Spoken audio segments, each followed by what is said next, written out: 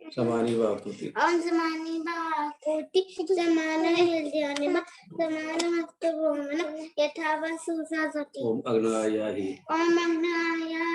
बीतै गलानो अबदातै न्योता ससुबहेरसि ओम सृष्टिना इंद्रव्रत ओम सृष्टिना इंद्रव्रत सचिना पूका विचेरा आर्या जी, ईश्वर देवी जी, आइए दया जी। नमस्ते जी। नमस्ते। ओम सभी को सादर नमस्ते। नमस्ते जी। आयुर्वेद के जनक महर्षि धन्वंतरी जी के जन्म दिन पर हार्दिक शुभकामनाएं। जब सीता वन में जाना चाहती है और बड़ी उदास है तो उस समय कौशल्या अपनी बेटी को, अपनी पुत्रवधू को समझाते हुए कहती है कि उदास होने की जरूरत नहीं है, संसार में तेरी प्रतिष्ठा है, तू अपने पति के साथ मुसीबत में जा रही है साथ देने के लिए। तो उस समय का एक गीत बहुत ही अच्छा लिखा है बेमोल जी ने। सुन मेरी रानी आंख में पानी क्यों भर लाई मेरी लाडली, हे नैन लजीले मत कर गिले, कुछ तो होश संभाल री। सुन मेरी रानी धरनी जिसकी माता हो, पिता शास्त्र जाता हो, धरनी जिसकी माता हो, पिता शास्त्र जाता हो, विधुर जनक की राज दुलारी, रामचंद्र की ब्याता हो, कर्म तेरे सुखदाता है ना, ऐसे शब्द निकाल री। सुन मेरी रानी आंख में पानी क्यों भर लाई मेरी लाडली, हे नैन लजीले मत कर गिले, कुछ तो होश संभाल री। सुन मेरी रानी दशरथ जैसे तपधारी, ससुर तुम्हारे सुकुमारी, हो दशरथ जैसे तपधारी, ससुर तुम्हारे सुकुमारी, लक्ष्मण जैसे वीर की भाभी, निस्दिन कहता महतारी, भरत तपस्वी तपधारी, का तू सब कुछ जाने हाल री। सुन मेरी रानी आंख में पानी क्यों भर लाई मेरी लाडली, हे नैन लजीले मत कर गिले, कुछ तो होश संभाल री। सुन मेरी रानी प्रतिष्ठा है घर घर में, क्या नारी और क्या नर में, प्रतिष्ठा है घर घर में, क्या नारी और क्या नर में, है उज्जवल भाग्य मेरी बेटी तेरा इस दुनिया भर में, मोह माया के आडंबर में न ऐसे शब्द निकाल री। सुन मेरी रानी आंख में पानी क्यों भर लाई मेरी लाडली, हे नैन लजीले मत कर गीले, कुछ तो होश संभाल री। सुन मेरी रानी मत करिए भारी मन को, क्यों खोती है इस तन को, ओ मत करिए भारी मन को, क्यों खोती है इस तन को, ये कैसा गुण लग गया मेरी बेटी तेरे इस बालेपन को, ये कैसा गुण लग गया मेरी बेटी तेरे इस बालेपन को, ये 14 वर्ष तक वन को समझिए, 14 वर्ष तक वन को समझिए, ये 14 वर्ष तक वन को समझिए, तू अपनी ससुराल री। सुन मेरी रानी ये आंख में पानी क्यों भर लाई मेरी लाडली, ये नैन लजीले मत कर गीले, कुछ तो हौसला पाल री। सुन मेरी रानी, सुन मेरी रानी, सुन मेरी रानी। ओ बहुत बहुत आभार। हमारे बीच में आज आचार्य विवेक शास्त्री जी आगरा से जुड़े हुए हैं। डॉक्टर व्यासनंदन शास्त्री जी, ईश्वर देवी जी आप आ जाइए, एक भजन हो जाए आपका। तो सादर नमस्ते, बहुत बहुत धन्यवाद। एक ईश्वर भक्ति का भजन। प्रभु जी मुझे वरदान दो, मैं कभी न तुझसे जुदा रहूं, जैसे घी व दूध मिले रहें, वैसे मैं भी तुमसे मिला रहूं। प्रभु जी मुझे वरदान दो, जो मिलन पतंग व डोर में, जैसे प्यार चंद्र चकोर में, जो मिलन पतंग व डोर में, जैसे प्यार चंद्र चकोर में, जैसे प्यार चंद्र चकोर में, दिल में लगन ऐसी लगे, तेरी धुन में मस्त बना रहूं। प्रभु जी मुझे वरदान दो, जो सुमन सुगंध का मेल है, जैसे तन व प्राण का खेल है, जो सुमन सुगंध का मेल है, जैसे तन व प्राण का खेल, जैसे तन व प्राण का खेल। समय का ध्यान रखें थोड़ा सा। हर हाल में हर काल में तेरे रंग में ही रंगा रहूं। प्रभु जी मुझे वरदान दो, मेरे दिल में प्यार की प्यास हो, तेरा आसरा मेरी आस हो, तेरे ओम के प्रिय नाम को पल पल पथिक जपता रहूं। प्रभु जी मुझे वरदान दो, तेरी वंदना मेरा कर, तेरी साधना मेरा धर्म हो, तेरी साधना मेरा धर्म हो, मेरा देवता मेरे पास हो, मैं उपासना में जुटा रहूं। प्रभु जी मुझे वरदान दो, से जुदा रहूं, जैसे घी दूध मिले रहे, वैसे मैं तुमसे मिला रहूं।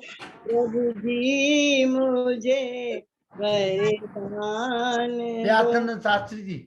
धन्यवाद।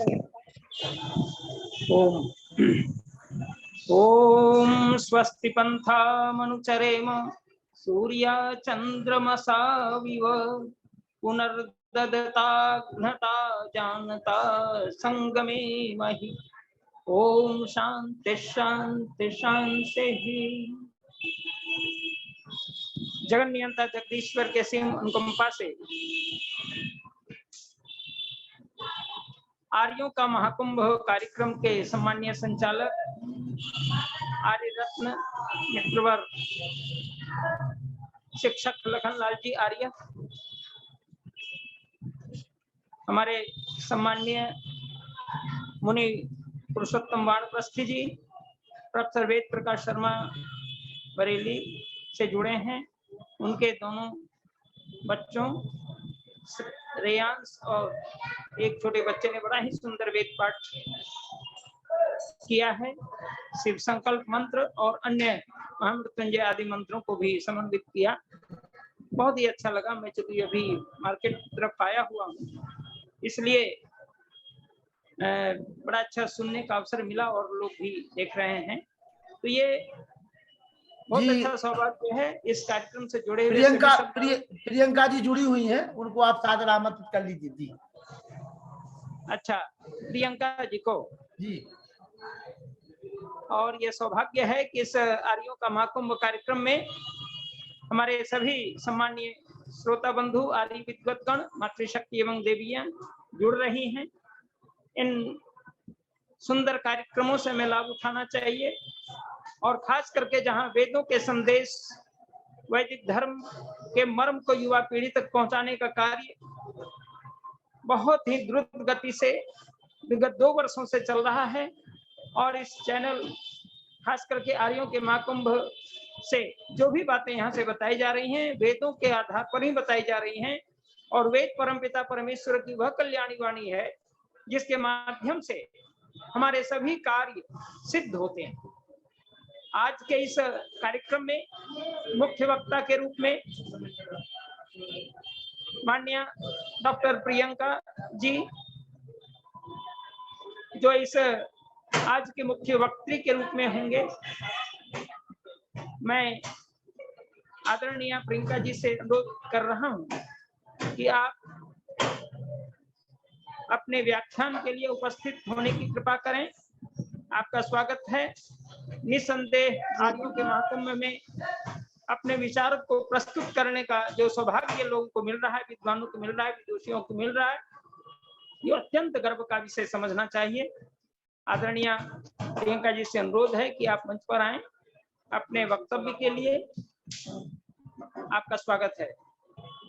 और डॉक्टर प्रियंका वैदिक जी जो है पारणी कन्या गुरुकुल वाराणसी की स्नातका है, और आपके पतिदेव जो है जम्मू कश्मीर में असिस्टेंट प्रोफेसर है, आप भी जम्मू कश्मीर में असिस्टेंट प्रोफेसर है।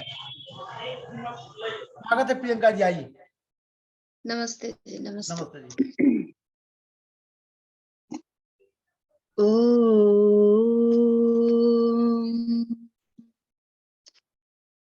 मेरी आवाज आ रही है?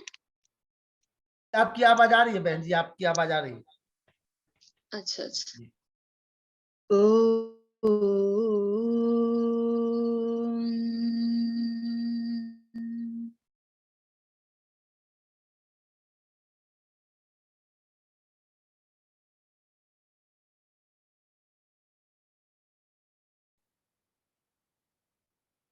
सर्वप्रथम उस ईश्वर को याद करते हुए यहाँ पर उपस्थित सभी श्रोताओं का मैं अभिनंदन करती हूँ, और आजादी के इस अमृत महोत्सव के पवित्र अवसर पर आर्यों का महाकुंभ चल रहा है विगत 2 वर्षों से, और प्रतिदिन प्रवचन आप सभी सुन रहे हैं। प्रवचनों की सुदीर्घ श्रृंखला चल रही है जिसमें अनेक विद्वानों का वक्तव्य हुआ है, विदुषियों का वक्तव्य हुआ है।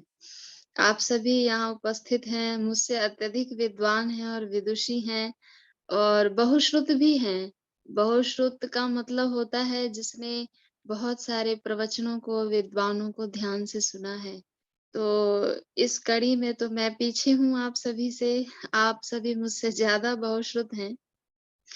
और यह सुंदर संयोग उपस्थित करने वाले श्रद्धेय माननीय शिक्षक लखनपाल जी, आर्य जी के प्रति मैं अपना आभार व्यक्त करती हूँ और क्षमा भी याचना करती हूँ, क्योंकि आप बहुत समय से मुझसे निवेदन कर रहे थे और मैं अपनी आपके सामने व्यस्तता बताती थी कि मैं बहुत व्यस्त हूँ।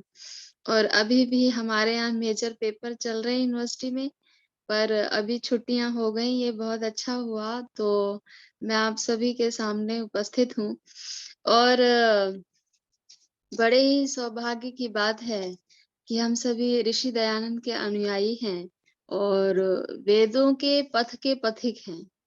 वेद का जो पथ है, तो हम सभी वैदिक पथिक हैं और इसी वैदिक पथिक की श्रृंखला में आज मैं भी अपना विषय लेकर के उपस्थित हूँ, वैदिक ऋषिकाओं का यथार्थ स्वरूप। कहते हैं कि ऋषियों का वर्णन है, ऋषिकाओं का मंत्र दृष्टि ऋषिकाओं के बारे में स्पष्टता से सुनने का और समझने का अवसर प्राप्त नहीं होता है।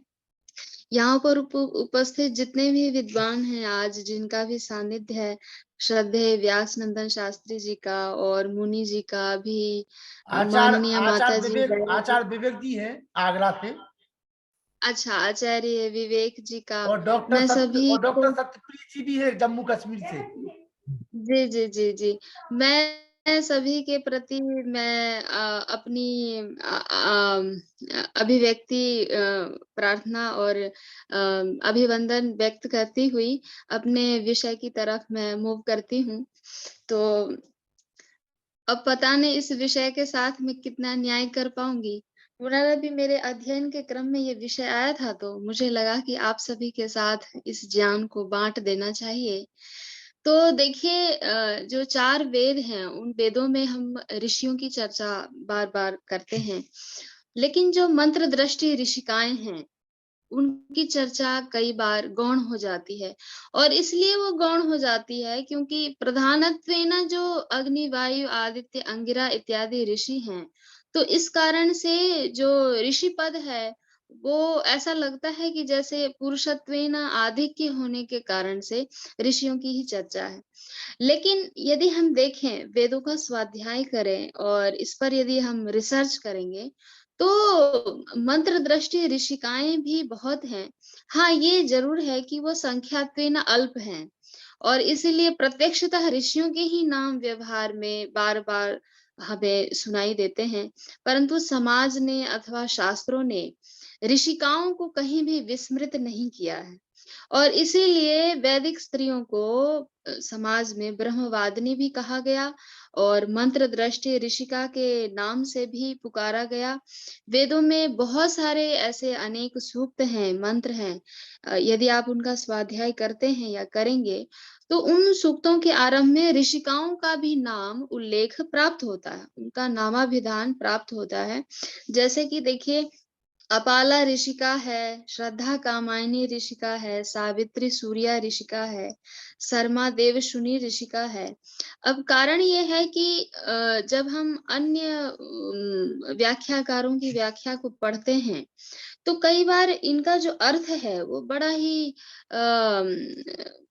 अश्लील सा प्रतीत होता है। जिन ऋषिकाओं की बहुत ही उदात्त रूपेण महर्षि दयानंद ने या निरुक्तकार आचार्य यास्क ने व्याख्या की है, तो जो अन्य व्याख्याकार हुए, उनकी वजह से कई बार ये ऋषिकाओं के प्रति मन में लोगों को भ्रम भी उत्पन्न हुआ और उस भ्रांति ने समाज में उनको गौण रूप से देखने को मजबूर कर दिया। तो आप जब बृहद देवता को पढ़ते हैं, तो आचार्य शौनक ने मंत्र दृष्टि ऋषिकाओं का उल्लेख किया है और वो कहते हैं कि ये सभी ब्रह्म का प्रवचन करने वाली हैं। और आपको यदि ध्यान रहे तो मैं कुछ नाम भी बताती चलती हूँ। यहाँ पर कहा गया, घोषा गोधा विश्ववारा अपाला उपनिषद निषद ब्रह्मजाया जुहुः नाम अगस्त्यस्य स्वसादिति। ये बृहद देवता का प्रसंग है, ऋषिकाओं का नाम उल्लेख जहाँ पर प्राप्त होता है, मैं उनका उल्लेख कर रही हूँ। वहां पर लोपामुद्रा यमी, श्रद्धा, मेधा, दक्षिणा, वाक, सावित्री, रात्रि, सूर्या, इन सभी ऋषिकाओं का नामतः उल्लेख प्राप्त होता है। आपको बड़ा आश्चर्य होगा कि ये लगभग 3 श्लोकों में लगभग 27 ऋषिकाओं का नाम एक साथ ही परिगणित है, एक साथ ही लिखा हुआ है। और ये एक ऐसा प्रमाण है, शास्त्र का एक ऐसा निर्देश है जहाँ पर जो लोग आज भी कुछ लोग हैं जिनकी बुद्धि कुंठित है, आज भी वो कहते हैं कि भाई स्त्रियों को वेद नहीं पढ़ना है, ये नहीं करना, वो नहीं करना। तो देखिए इससे बड़ा प्रमाण तो हो ही नहीं सकता कि जहाँ पर ऋषिकाओं की नाम की इतनी बड़ी श्रृंखला पठित है। और इससे स्पष्टतया परिलक्षित हो रहा है कि हम पहले के समय में पुरुषों की तरह महिलाएं भी ये सभी यज्ञ यागादि वेदाध्ययन ब्रह्म विषयक प्रवचन ब्रह्म विद्या का उपाख्यान करने वाली ऋषिकाएं हुई। देखिए जो ब्रह्मवादिनी शब्द है वो एक समस्त पद है जिसका अर्थ है ब्रह्म को या ब्रह्म के विषय में बोलने वाली। तो ब्रह्मवादिनी पद जब समस्त अर्थ है तो ब्रह्मवादिनी पद मंत्र के प्रतिपाद्य विषय को अभिव्यक्त करती है और उसकी अभिव्यक्ति की प्रक्रिया पर बल देता है ये शब्द ब्रह्मवादिनी शब्द। और जबकि जो ऋषिका पद है वो मंत्र दर्शन की विशेष प्रक्रिया पर बल देता है। इन शब्दों को आप थोड़ा ध्यान से समझेंगे तो आपको ये बात समझ में आएगी कि एक शब्द है ब्रह्मवादिनी और दूसरा शब्द है ऋषिका। तो ब्रह्मवादिनी शब्द का अर्थ है कि ब्रह्म के विषय में प्रवचन करने वाली, बोलने वाली। और जो ऋषिका पद है उसका अर्थ है मंत्र दर्शन की विशेष प्रक्रिया पर बल देने वाली जो ऋषिका होती है। तो देखिए एक सामान्य सी बात है, बुद्धि या मेधा या प्रतिभा या प्रज्ञा, ये सभी जो विषय हैं ये आंतरिक ज्ञानान्वेषण की दृष्टि है और वो आत्मा के धर्म है, शरीर के नहीं है। इसलिए ये सभी जितने भी दिव्य गुण हैं वो जिस प्रकार से ऋषियों के अंतर्गत हैं वैसे ही वेद ने ऋषिकाओं के अंदर भी उपस्थापित किया है। और ऋषिकाओं के संदर्भ में यदि ऋषित्व की परिभाषा हम करें और वो पारिभाषिक जो पद हैं उसकी अवधारणा भी पुरुष ऋषियों के समान ही है, क्योंकि इन ऋषिकाओं ने भी अपनी विमल मेधा से समाधि अवस्था में बैठ करके मंत्रों का साक्षात्कार किया है और ऋषि पद को प्राप्त किया है। अब जैसे कई बार समाज में भी होता है, जैसे पुलिस शब्द है तो वो महिला के लिए भी प्रयोग होता है और पुरुष के लिए भी प्रयोग होता है।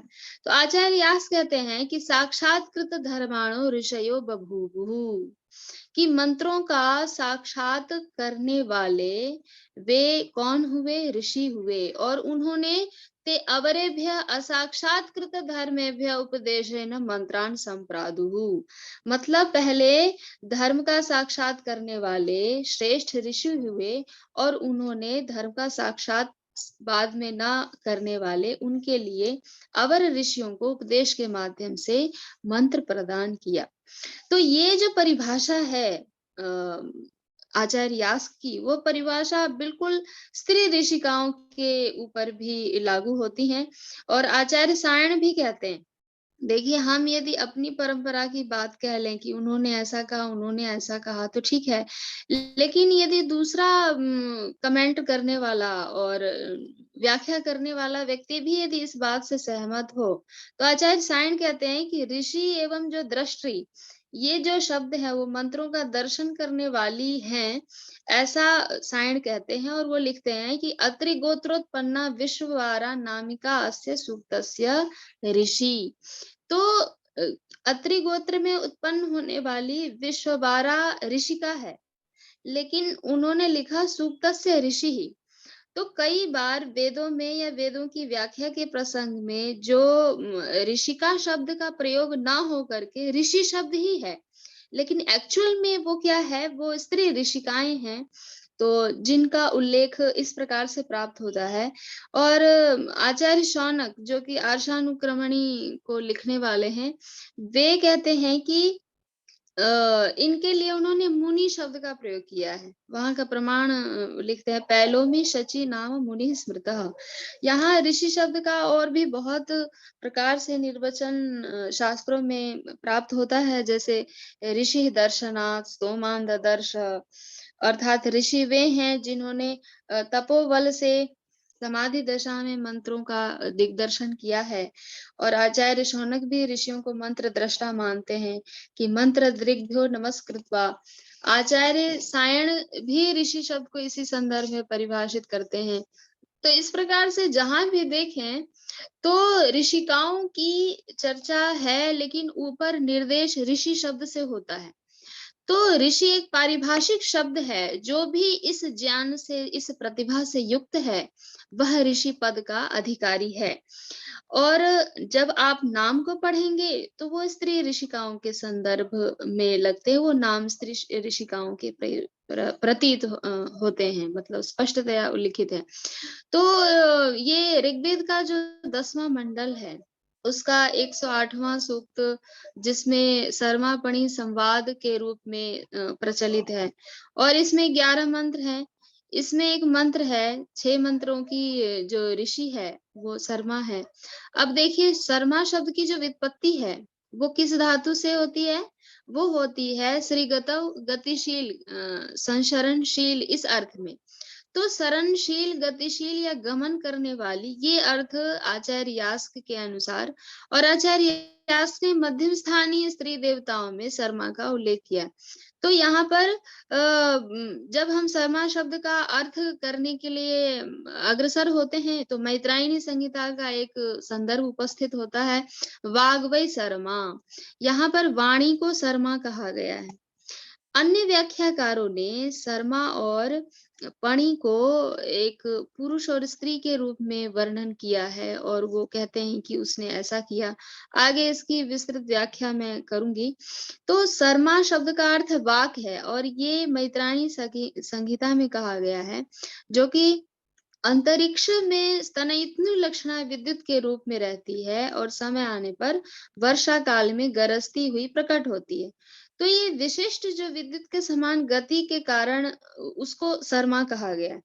अब आचार्य महीधर हैं, उन्होंने शर्मा शब्द की व्याख्या करते हुए लिखा है, सह रमन्ते देवाः विप्राः वा यस्याम सा शर्मा।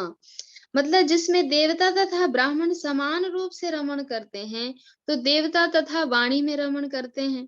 तो वाणी जो अर्थ है वो हमारे शास्त्रों में कहा गया है। तो उस वाणी का नाम शर्मा है।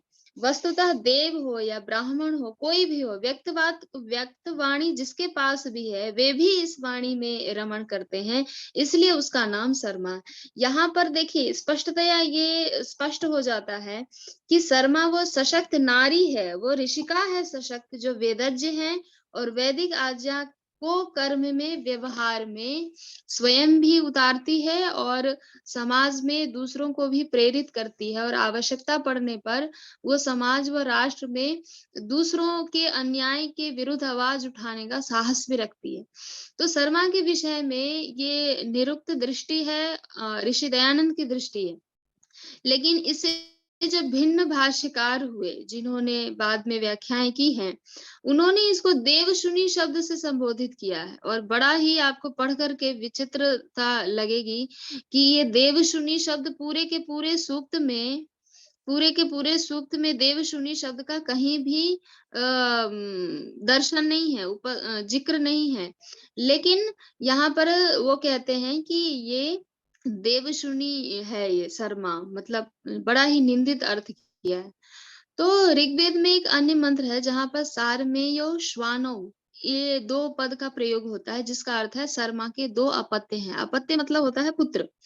तो शर्मा और उषा के दिन रात रूपी 2 पुत्र हैं। वेदों में अलंकारिक वर्णन है, आप सभी को पता है, और अलंकारिक वर्णन के प्रसंग में कई बार ऐसा वर्णन प्रतीत होता है कि लगता है कि समाज में प्रचलित होने वाली जो व्यवहारिक क्रियाएं हैं वैसे ही हैं, लेकिन ना समझने की वजह से गलत अर्थ हो जाता है। तो उषा के दिन रात रूपी जो 2 पुत्र हैं, जो निरंतर गतिशील हैं, जिनसे ये पूरी सृष्टि की प्रक्रिया चल रही है, ते श्वानौ, तो उसको श्वानौ कहा गया है किसी और प्रसंग में। और श्वानों का अर्थ वो नहीं है कि जो प्रचलित है संस्कृत में श्वा मतलब होता है डॉग। तो यहाँ पर जो श्वानौ है उसका अर्थ है श्वी गति वृद्ध्यो, मतलब कि हमेशा गतिशील। तो उषा के जो दिन रात रूपी दो पुत्र हैं, दिन और रात, ये हमेशा एक दूसरे के पीछे गतिशील ही रहते हैं, कभी भी रुकते नहीं। आप कल्पना कीजिए रात्रि एक दिन रुक जाए, एक बार रुक जाए रात्रि, दिन ही एक बार एक पल को ठहर जाए, ऐसा होता है क्या? बिल्कुल भी संभव नहीं है।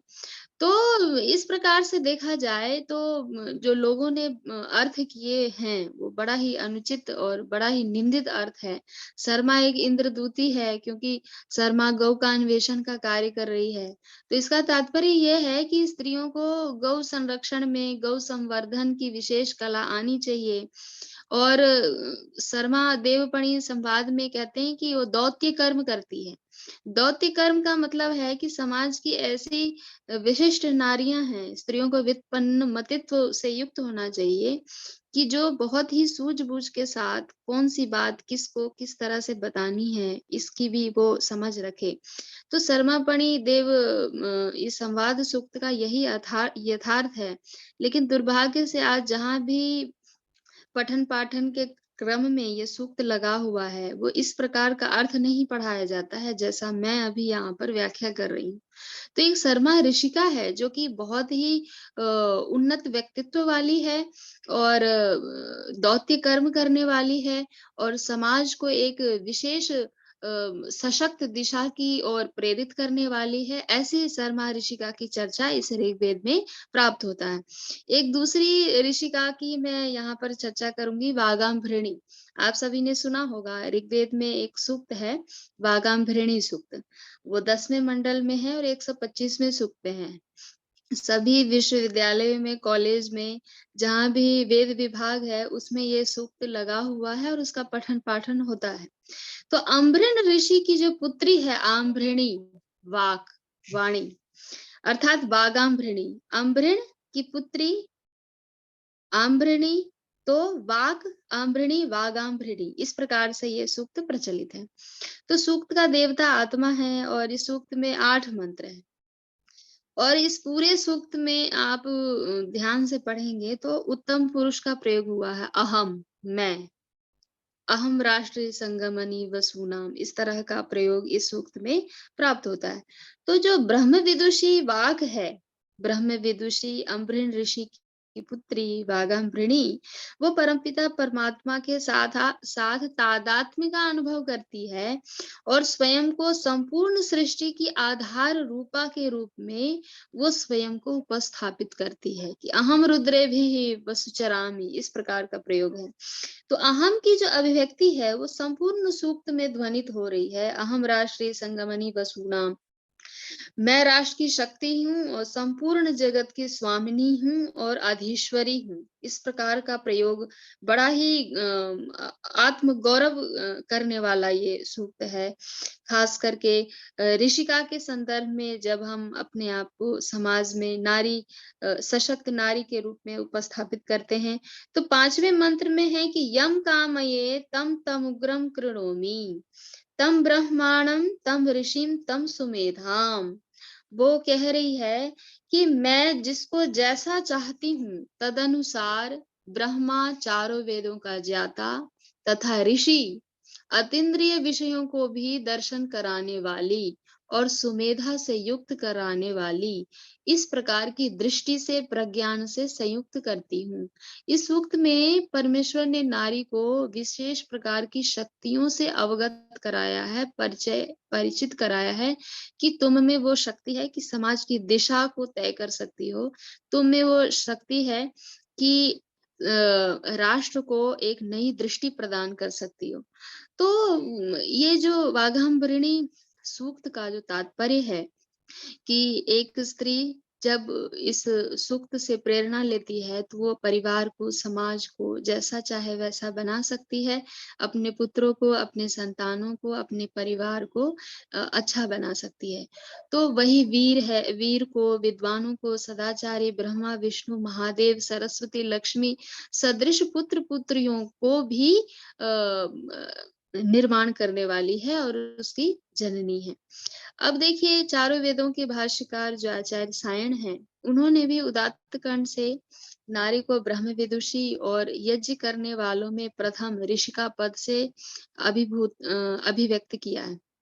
वहां पर वो कहते हैं कि अम्भृणस्य महर्षेः दुहिता वांग नाम्नी ब्रह्म विदुषी स्वात्मानम अस्तौत, उसने अपनी आत्मा का स्तवन किया।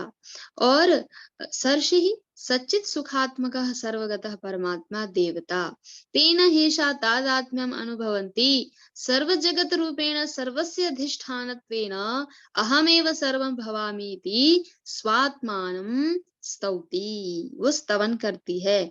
और इसी सूक्त के जो तीसरे मंत्र में चिकित्सि प्रथमा यज्ञाना, इसका अर्थ है कि चिकित्सि अर्थात कि साक्षात कर्तव्य पथ पर जाने वाली, और इसीलिए यज्ञानाम यज्ञहाराणाम प्रथमा मुख्या, अर्थात जो साक्षात करने योग्य परब्रह्म जो विषय है उसका साक्षात कर चुकी है, और यज्ञ करने के योग्य जो यज्ञहार पद है उसमें भी वो प्रथम है और मुख्य है।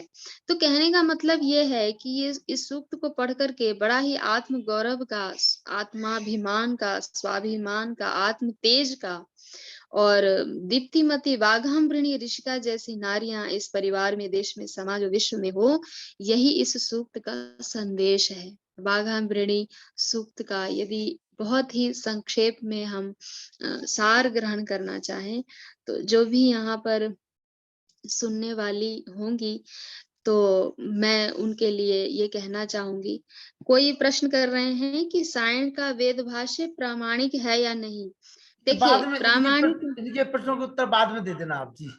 ठीक है ठीक है, मैंने केवल उनका संदर्भ उपस्थित किया है। प्रामाणिकता या अप्रामाणिकता एक अलग विषय, उसकी चर्चा हो जाएगी। देखिए जो रोमशा एक ऋषिका है, रोमशा वो प्रथम मंडल के 126वें सूक्त के अंतिम 7वें मंत्र की ऋषिका है, उसका नाम है रोमशा। तो और 1 से 5 मंत्रों के जो ऋषि हैं वो कक्षीवान ऋषि हैं, और छठे मंत्र के ऋषि हैं स्वनय भावयव्य। यहाँ सायण ने रोमशा को बृहस्पति की पुत्री तथा ब्रह्मवादिनी कहा है। मैं इसलिए सायण की चर्चा कर रही हूँ कि सायण कई बार अर्थ करते करते अनर्थ कर जाते हैं, लेकिन उनका भी प्रमाण देना आवश्यक होता है, क्योंकि हर जगह पठन पाठन के क्रम में वही प्रचलित है, और उन्होंने कहाँ पर गलत किया है, कहाँ पर ठीक किया है, इसको भी जानना हम सबके लिए जरूरी है। तो इस मंत्र के जो देवता हैं अर्थात प्रतिपाद्य विषय अथवा संबोध्य विषय है वो भावयव्य है। भव्य के पुत्र हुए भावयव्य, उन्होंने गांधार देश की तनया रोमशा से विवाह किया। अब ये पूरा का पूरा वर्णन जब पढ़ेंगे तो आपको लगेगा कि इसमें इतिहास है, लेकिन ऐसा है नहीं। राजा भावयव्य ने यश की इच्छा से हजारों सोमयागों में याजकों को बुला करके बहुत सारा दान किया, पुण्य किया और यश को प्राप्त किया, द्युलोक तक यश को प्राप्त किया। तो भावयव्य से रोमशा का संवाद होता है और वो कहती है कि मैं अब बहुत ही बुद्धिमती हो गई हूँ, मेरे समीप आओ और मुझे अल्प मत समझना। मैं गांधार देश की अविका हूँ। अविका मतलब होता है भेड़, भेड़ का शावक अविका। तो बहुत रोमों वाली हूँ और युवती हूँ। तो सभी भाष्यकारों ने बिल्कुल ऐसा ही बड़ा ही सांसारिक और अश्लील अर्थ किया है कि जो ऋषिका है यहाँ पर रोमशा, वो ऐसा कह रही है कि भाई तुम मेरे समीप आओ और मैं ऐसी ऐसी हूँ। क्योंकि जो मंत्र है वो मंत्र का अर्थ सबने गलत ही किया। वो कहते हैं सर्वाहमस्मि रोमशा गांधारी नाम इवाबिका। लेकिन देखिए इसको ध्यान से पढ़ने की जरूरत है, और इसीलिए आचार्य यास्क ने जो वेदों के अर्थों को करने के प्रकार बताए हैं उसको बड़ी ही सावधानी से और गंभीरता से समझने की आवश्यकता होती है, नहीं तो बड़ा ही सुंदर अर्थ एक पल में अनर्थ के रूप में व्यक्त हो जाता है। तो ऐसा ही अर्थ किया है सबने कि वो उस देश की थी, तनया थी और उससे उनका विवाह हुआ, ऐसा हुआ वैसा हुआ। लेकिन वेदों में इस प्रकार का लौकिक इतिहास की कल्पना करना बड़ा ही अनर्थजनक है। अनर्थकारी है, क्योंकि जो नैरुक्त की दृष्टि है वह दृष्टि वेद नित्य है इस पक्ष में है, और वेदों का ज्ञान का प्रकाश सृष्टि के आदि में हुआ है, और ये सबको मजबूर होकर के भी मानना ही पड़ता है जो ये मानते हैं कि इसने लिखा या उसने लिखा, क्योंकि यदि इस प्रमाण को नहीं मानते हैं तो एक मुख्य धुरी से हटने के बाद हजारों ऐसी दिक्कतें आ जाती हैं जहां बार बार हमें समाधान के लिए इधर उधर उलटफेर करना पड़ता है। तो हर किसी को ये मानना ही पड़ता है कि वेद नित्य है, और आचार्य यास्क ने बड़े ही प्रमाण के साथ इसको उपस्थापित किया है। तो इसका जो नैरुक्त पक्ष है इस मंत्र का, वो देखने वाली बात है। आचार्य यास्क रोमशा की निरुक्ति करते हैं और वो कहते हैं प्रशस्तम रौति यासा रोमशा, अर्थात जिसका प्रशंसनीय वेदोपदेश व ज्ञान है उसका नाम रोमशा है। कहा तो ये जो भाष्यकार है सायण, वो ये कहते हैं कि गांधार देश की कन्या है, उसका विवाह उनसे हुआ और वो ऐसी थी, और वो उसको कहती थी कि भाई मुझे रोमो वाली समझो, मैं गांधार देश की अविका हूँ। लेकिन अब जब आप निरुक्तकार आचार्य यास को पढ़ेंगे तो आप आनंद से विभोर हो उठेंगे, और असली आनंद जी ज्ञान में ही है। असली आनंदो जब स्वाध्याय करते हैं, क्योंकि आत्मा की भूख रोटी सब्जी दाल से तो मिटती नहीं है। आप पिज्जा खा लो, बर्गर खा लो, आपको आनंद की अनुभूति नहीं होगी, क्योंकि ये भूख कभी भी खत्म होने वाली नहीं है। लेकिन जो आत्मा की जो भूख है वो निश्चित रूप से इसी से मिटती है। तो वहां पर कहते हैं कि प्रशस्तम रवती यासा रोमशा, कि जिसका प्रशंसनीय वेदोपदेश है, वेद का ज्ञान है, जिसने वेद ज्ञान निधि की प्रशंसा पूर्वक अपने अंदर धारण किया है, वह रोमशा है। और इस वक्त में जो भाव यव्य शब्द आया है उसका अर्थ है, इन दोनों का जो संवाद हुआ है, भाव यव्य का अर्थ है भावम यौति मिश्रयति यह सह भाव यवः, कि और भावयव्य ही भावयव्य है, स्वार्थ में प्रत्यय हुआ है, तो दूसरों के भावनाओं के साथ स्वयं को जोड़ने वाला। ऐसा नहीं कि मेरे यहाँ ऐसा ही होता है तो ऐसा ही चलेगा, दूसरों की भावनाओं के साथ अपनी भावना को जोड़ने वाला।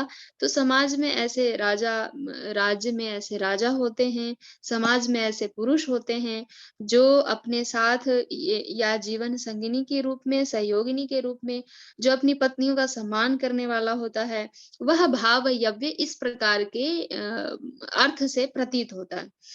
अब इसको देखिए, ये पूरा का पूरा मंत्र मैं आपको सुनाती हूँ। कहते हैं उपोपमे परामृश मामे दभ्राणि मन्यथाः सर्वाहमस्मि रोमशा गांधारीणाम इवाविका। इसका अर्थ है कि हे देशवासियों, देश में रहने वालों, मामे दभ्राणि मन्यथाः, तुम मुझे स्त्री होने के कारण, केवल नारी होने के कारण से कम मत समझो, अल्प ज्ञान या अल्प बल वाला मत समझो। मैं गांधारी नाम अविका।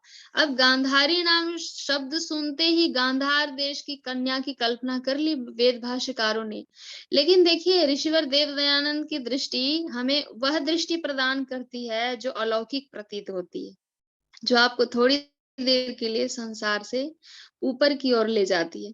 तो गाम वाचम धरंती यस्याह ताह गांधार्यः, ये अर्थ है। तो गाम का मतलब क्या हुआ? गाम वाचम, वेद विद्या को, वेद की वाणी को, धरंती धारण करने वाली जो है, ताह गांधार्य और तासाम गांधारिणाम, ऐसी वेद वाणी को धारण करने वाली नारियों के मध्य में वेद विद्या की उपदेश करने वाली जो हुई वो गांधारी हुई, और उसकी मैं अविका। अब अवरक्षणे, जिससे ओम शब्द की व्युत्पत्ति होती है, आपको पता ही है ओम शब्द की व्युत्पत्ति में 19 अर्थों का व्याख्यान होता है, अवरक्षण, गति, कांति, तृप्ति। तो यहाँ रक्षण वाला अर्थ लेते हैं। तो अविका का अर्थ क्या हुआ?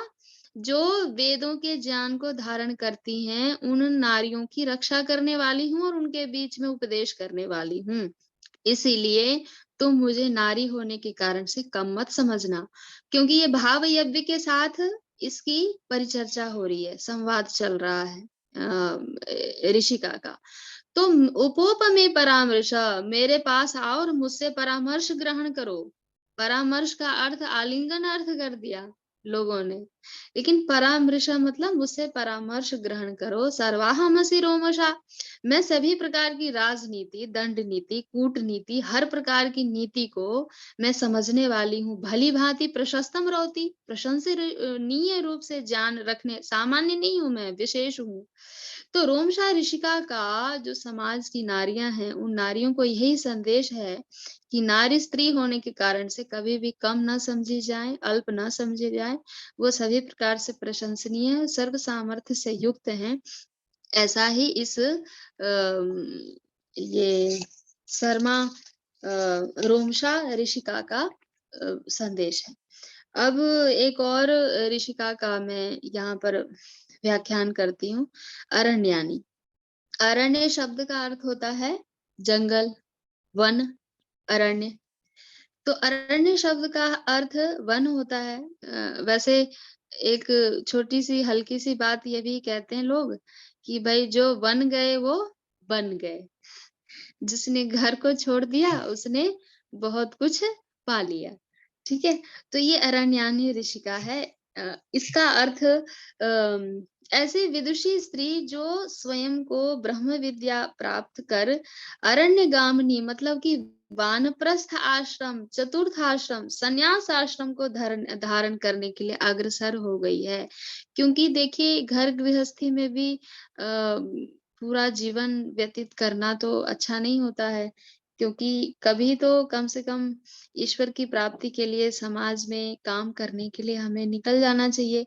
तो अरण्यानी जो ऋषिका है उसका यही संदेश है कि स्त्रियों को ये नहीं समझना चाहिए कि हम कैसे घर छोड़ करके बाहर चले जाएं, बाहर निकलना पड़ता है।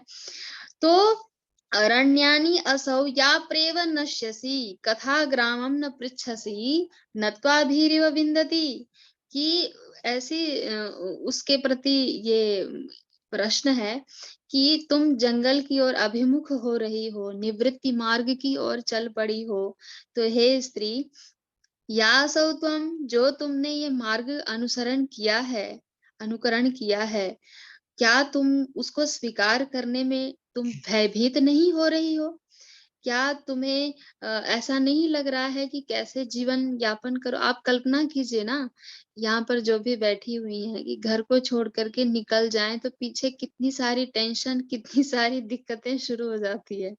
घर की यदि स्त्री विवाह आदि करने के पश्चात भी मान लो पुत्र पुत्रियों का विवाह आदि हो गया, पुनरअपि घर नहीं छोड़ सकती क्योंकि इतनी जिम्मेदारी है, और उस जिम्मेदारी को छोड़ना आसान नहीं होता।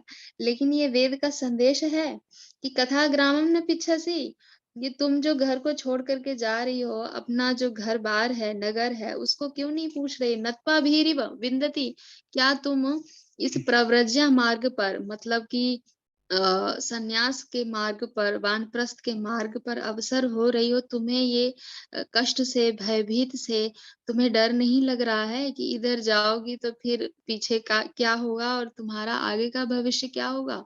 तो इस उक्त के द्वारा जो नारी प्रव्रज्या मार्ग पर जाती हैं या संन्यास आदि मार्ग पर जाती हैं, उसके लिए ये कथन है कि वो बड़ी ही निर्भीकता से अरण्य की तरफ उन्मुख हो जाती हैं, क्योंकि जीवन का जो चरम लक्ष्य है धर्म, अर्थ, काम और मोक्ष, तो मोक्ष प्राप्त करना तो हर जीवात्मा का प्रयोजन है इस जीवन में आने का।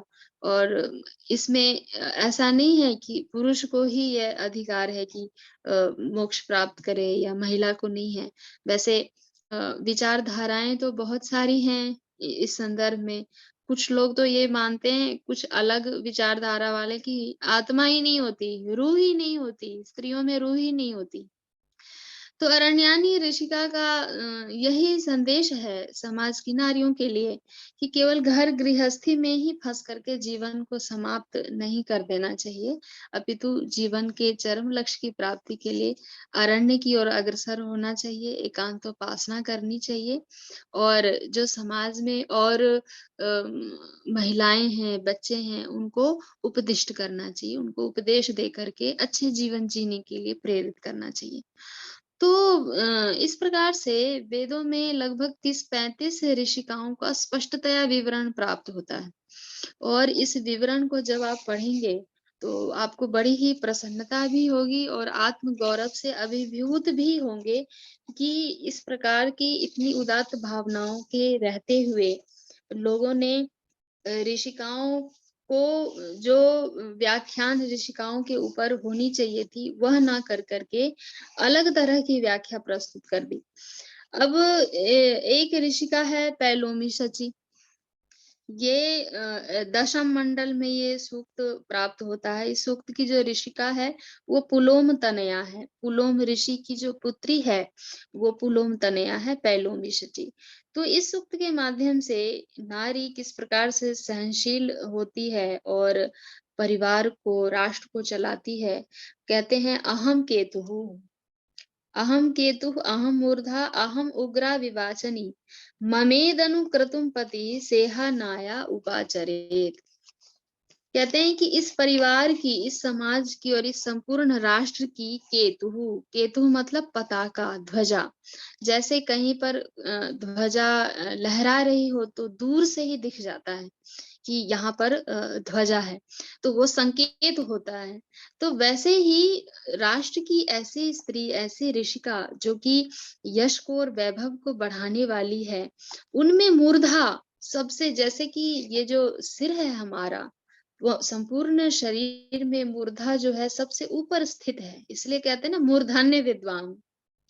विद्वानों में भी जो मूर्धन्य विद्वान है, मूर्धा मतलब जैसे शरीर में ये दिखता है, ये पहचान है, ये यही हमारा प्रमुख अंग है पूरे शरीर का, वैसे ही अहम मूर्धा मतलब शरीर के सबसे उत्तम उच्च शिखर पर जो स्थित हमारा अंग है, उसके प्रकार, उसके समान मैं हूँ और भयंकर कष्ट तथा भयंकर विपत्तियों से लड़ने वाली हूँ।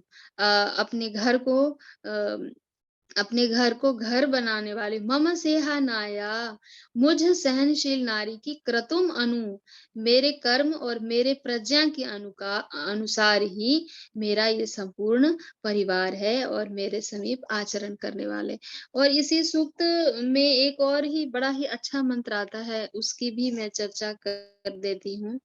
वो कहती है मम पुत्राः शत्रुहणः अथो मे दुहिता विराट उताहमस्मि संजया पत्यो में श्लोक उत्तम। कि जो मम पुत्रा, मेरे जो पुत्र हैं, एक नारी की अभिव्यक्ति है, कहती है मम पुत्रा, मेरे जो पुत्र हैं वो शत्रुहणः, बाहर के शत्रुओं से भी और आंतरिक शत्रुओं से भी हनन करने वाले हैं। अर्थात शारीरिक बल से भी और आत्मिक बल से भी मैंने अपने पुत्रों को बलवान किया हुआ है। और मैं दुहिता, मेरी जो पुत्री है, दुहिता पुत्री को इसलिए कहते हैं कि दुहिता दूरे हिता। यदि पुत्री का विवाह आप पास में कर देते हैं तो रोज आएगी आपके घर और कोई ना कोई समस्या हो जाएगी। तो आचार्य यास्क दुहिता का निर्वचन कहते हैं कि दुहिता दूरे हिता, जो दूर ही रहना जिसका हितकारी है। ठीक है, क्योंकि हाँ, तो अथवा में दुहिता विराट, जो मेरी जो दुहिता है वो विराट है, अपने आचरण से सबको दुह प्रपूर्णे, आनंद से भर देने वाली है, मेरी ऐसी बेटी है ना, और चमकने वाली है, विराट है, विविध विद्याओं से युक्त है। अब यहाँ पर बैठे हैं आचार्य जी, शिक्षक लखनपाल जी, इनकी भी पुत्री गुरुकुल में पढ़ती है, वेदांशी, वो भी ऐसी ही है। तो ऐसी पुत्रियों के लिए वेद में ये चर्चा आती है, अथो में दुहिता विराट, कि मेरी पुत्री ऐसी हो। और संजया आत्मानुशासित है, आत्मजयी हो करके संपूर्ण समाज को जीतने वाली है। और पत्यों में श्लोक उत्तम, कि जो मेरा पति है उसका यश भी उत्तम है, प्रशंसनीय है। तो इन मंत्रों का दर्शन करने वाली जो ऋषिका है वो इस सूक्त के माध्यम से नारी जाति को पृथ्वी के समान सहनशील बनने की प्रेरणा देती है और अपनी आत्मा की मालिक बनकर के अधिक से अधिक परिवार का, राष्ट्र का निर्माण करने वाली होनी चाहिए, ऐसा इस सूक्त का संदेश है। अब मुझे समय बता दीजिएगा कितनी देर बोलना है। 15 मिनट और बोल लीजिए आप जी, 10 मिनट। अच्छा अच्छा, जी। ठीक है ठीक है। तो जब आप महर्षि दयानंद जी के विचारों को पढ़ते हैं और वहां पर कहीं भी ऐसा प्रतीत नहीं होता है कि नारियां इस क्षेत्र के लिए नहीं बनी। महर्षि दयानंद वेद जिसलिए बने हैं या जो प्रयोजन है वेदों का, वेदों के मंत्र का, उस प्रयोजन तक पुरुष को भी और स्त्री को भी पहुंचाने का संदेश देते हैं अपनी दृष्टि से और अपने विचारों से। लोग मध्यकाल में जिन्होंने ये कहा कि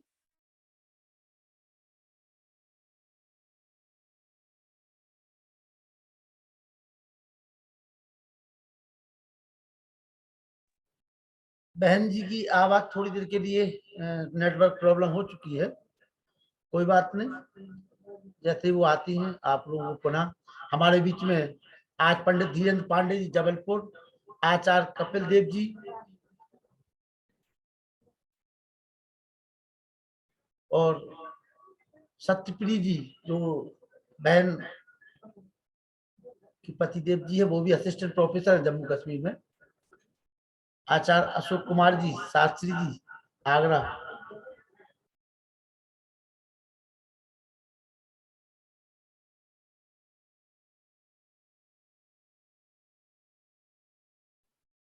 मैं निवेदन करूंगा आचार्य कपिल देव जी, धीरेन्द्र पांडे जी अपना ऑडियो वीडियो खोल लीजिए।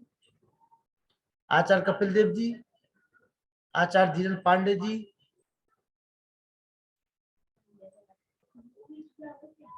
आचार्य अशोक जी आगरा, आचार्य विवेक शास्त्री जी आगरा, आचार्य विवेक जी, आचार्य विवेक जी,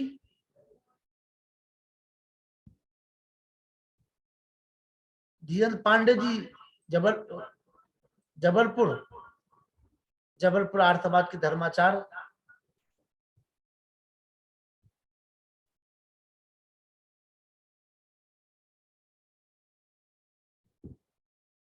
आचार्य विवेक शास्त्री जी आगरा। विवेक जी मेरी आवाज सुन पा रहे हैं? चलिए,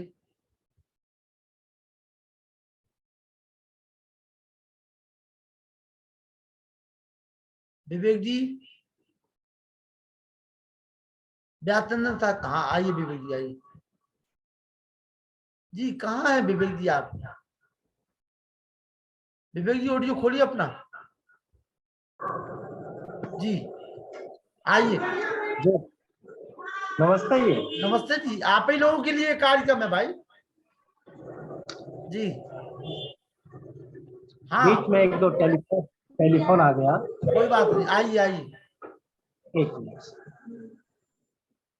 गेट क्लोज कर दीजिए। समय 10-5 मिनट है। हाँ 10 मिनट है जी। जी।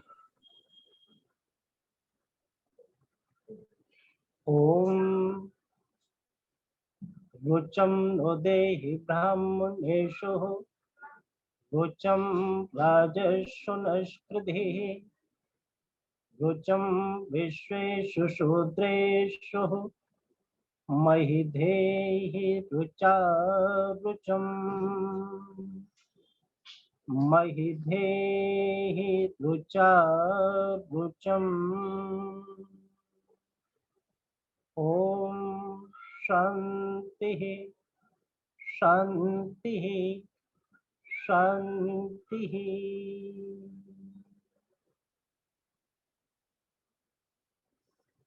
सम्मान व आदर के योग्य मेरी बड़ी बहन डॉक्टर प्रियंका,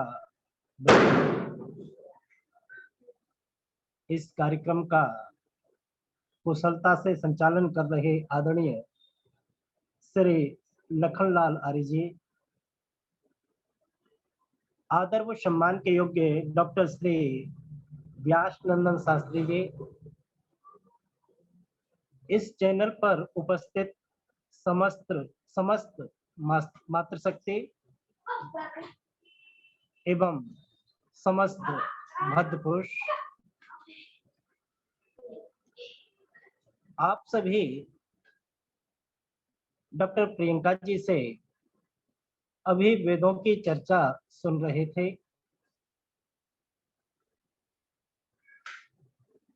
मेरा अपना मानना है कि चलने के 4 मार्ग हैं। चलने के 4 मार्ग हैं। पहला मार्ग है अंधेरे से प्रकाश की तरफ चलना। दूसरा मार्ग है प्रकाश से प्रकाशमय चलना। तीसरा मार्ग है प्रकाश से अंधेरे की तरफ चलना। और चौथा मार्ग है अंधेरे से अंधेरे में चलना। प्रथम जो 2 मार्ग हैं, प्रथम 2 मार्ग उत्तम है और पीछे के जो 2 मार्ग हैं वो उत्तम नहीं। महर्षि देवदयानंद सरस्वती महाराज के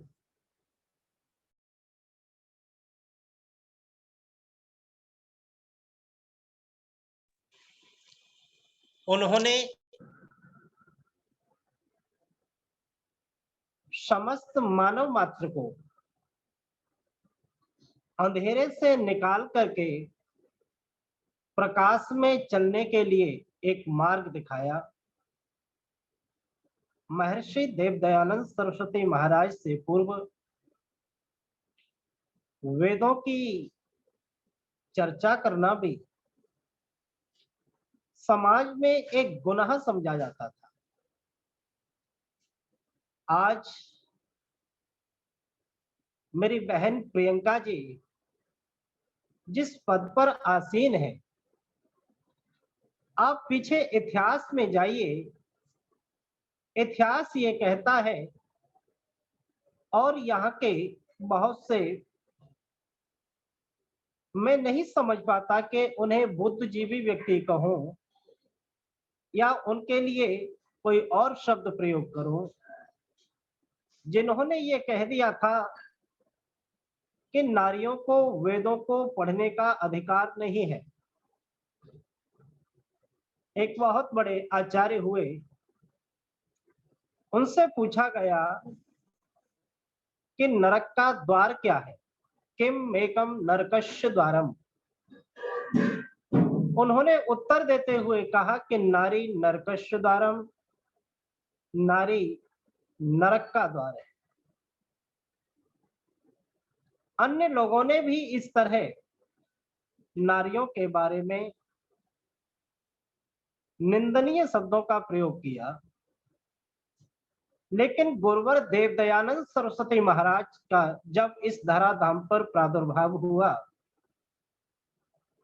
गुरुवर देवदयानंद ने उस समय की स्थिति को देखा और स्थिति को देख करके, भांप करके उन्होंने कहा कि जब तक स्त्रियां पुरुष के कदम से कदम लगा करके नहीं चलेंगी, तब तक आर्यावर्त देश का उत्थान नहीं हो सकता।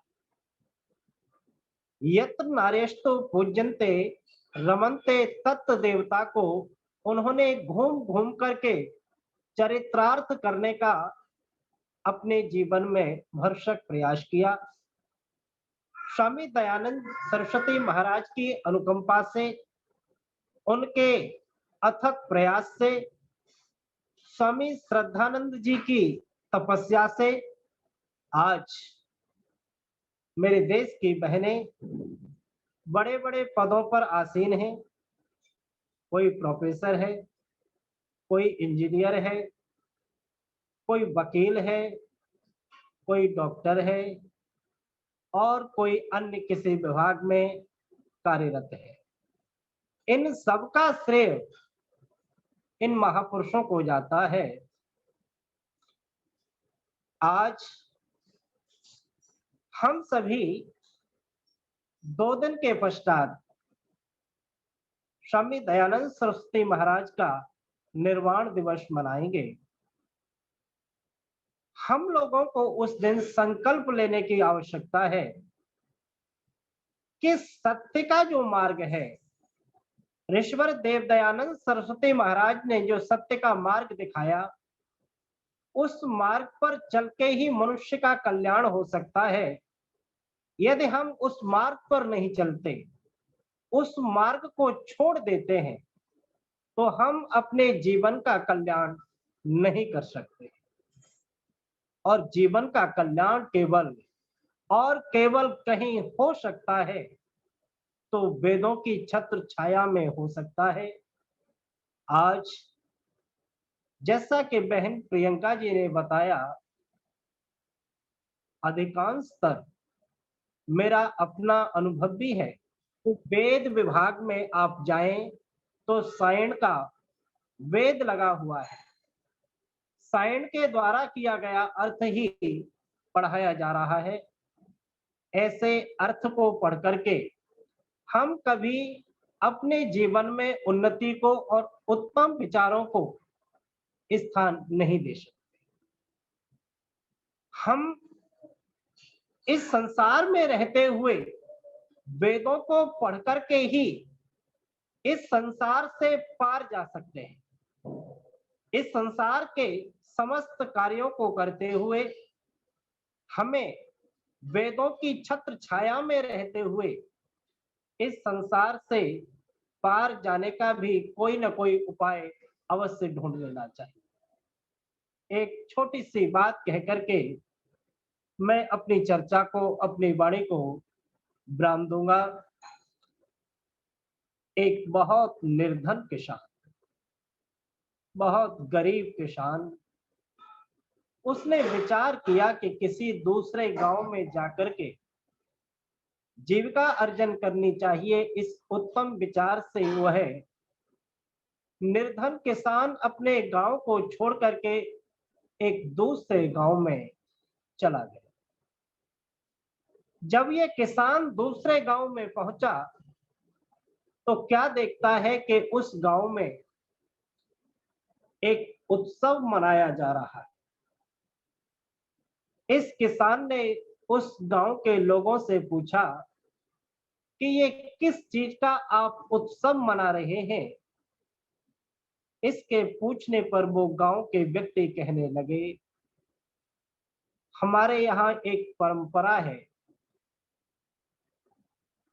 हम हर 5 वर्ष के लिए एक नया राजा चुनते हैं। आज इस गली से एक हाथी निकलेगा और उस हाथी की सूंड में एक पुष्पहार होगा। वो हाथी जिस व्यक्ति के गले में पुष्पहार डाल देगा, हम सभी लोग उसे 5 वर्ष के लिए अपना राजा मान लेते हैं। लेकिन शर्त यह है कि 5 वर्ष के पश्चात हम उसे सिंहासन से उतार करके, राजगद्दी से उतार करके गांव के दूसरी तरफ जो दूसरा गांव है उस गांव में जाने के लिए भेजते हैं। लेकिन उस गांव में जाने के लिए उस नदी पर कोई पुल नहीं है, नदी पार करके उसे उस गांव में जाना पड़ता है। और उस नदी में बड़े बड़े मगरमच्छ हैं, बड़ी बड़ी मछलियां हैं। उन मछलियों से, उन मगरमच्छों से बच करके यदि निकल जाए कोई तो उस गांव में पहुंच सकता है, अन्यथा वो मगरमच्छ का शिकार बन जाता है। ये व्यक्ति इस बात को सुन ही रहा था, क्या देखता है कि हाथी सामने से चला आ रहा है, सूंड में पुष्पहार लिए हुए है। व्यक्ति उत्साहवश देख रहे हैं कि ये हाथी किसके गले में ये पुष्पहार डालेगा। विधि का विधान देखिए। ये हाथी चला आ रहा है, चला आ रहा है, और इस निर्धन किसान के पास आकर के इस हाथी ने अपना वो पुष्पहार इसके गले में डाल दिया।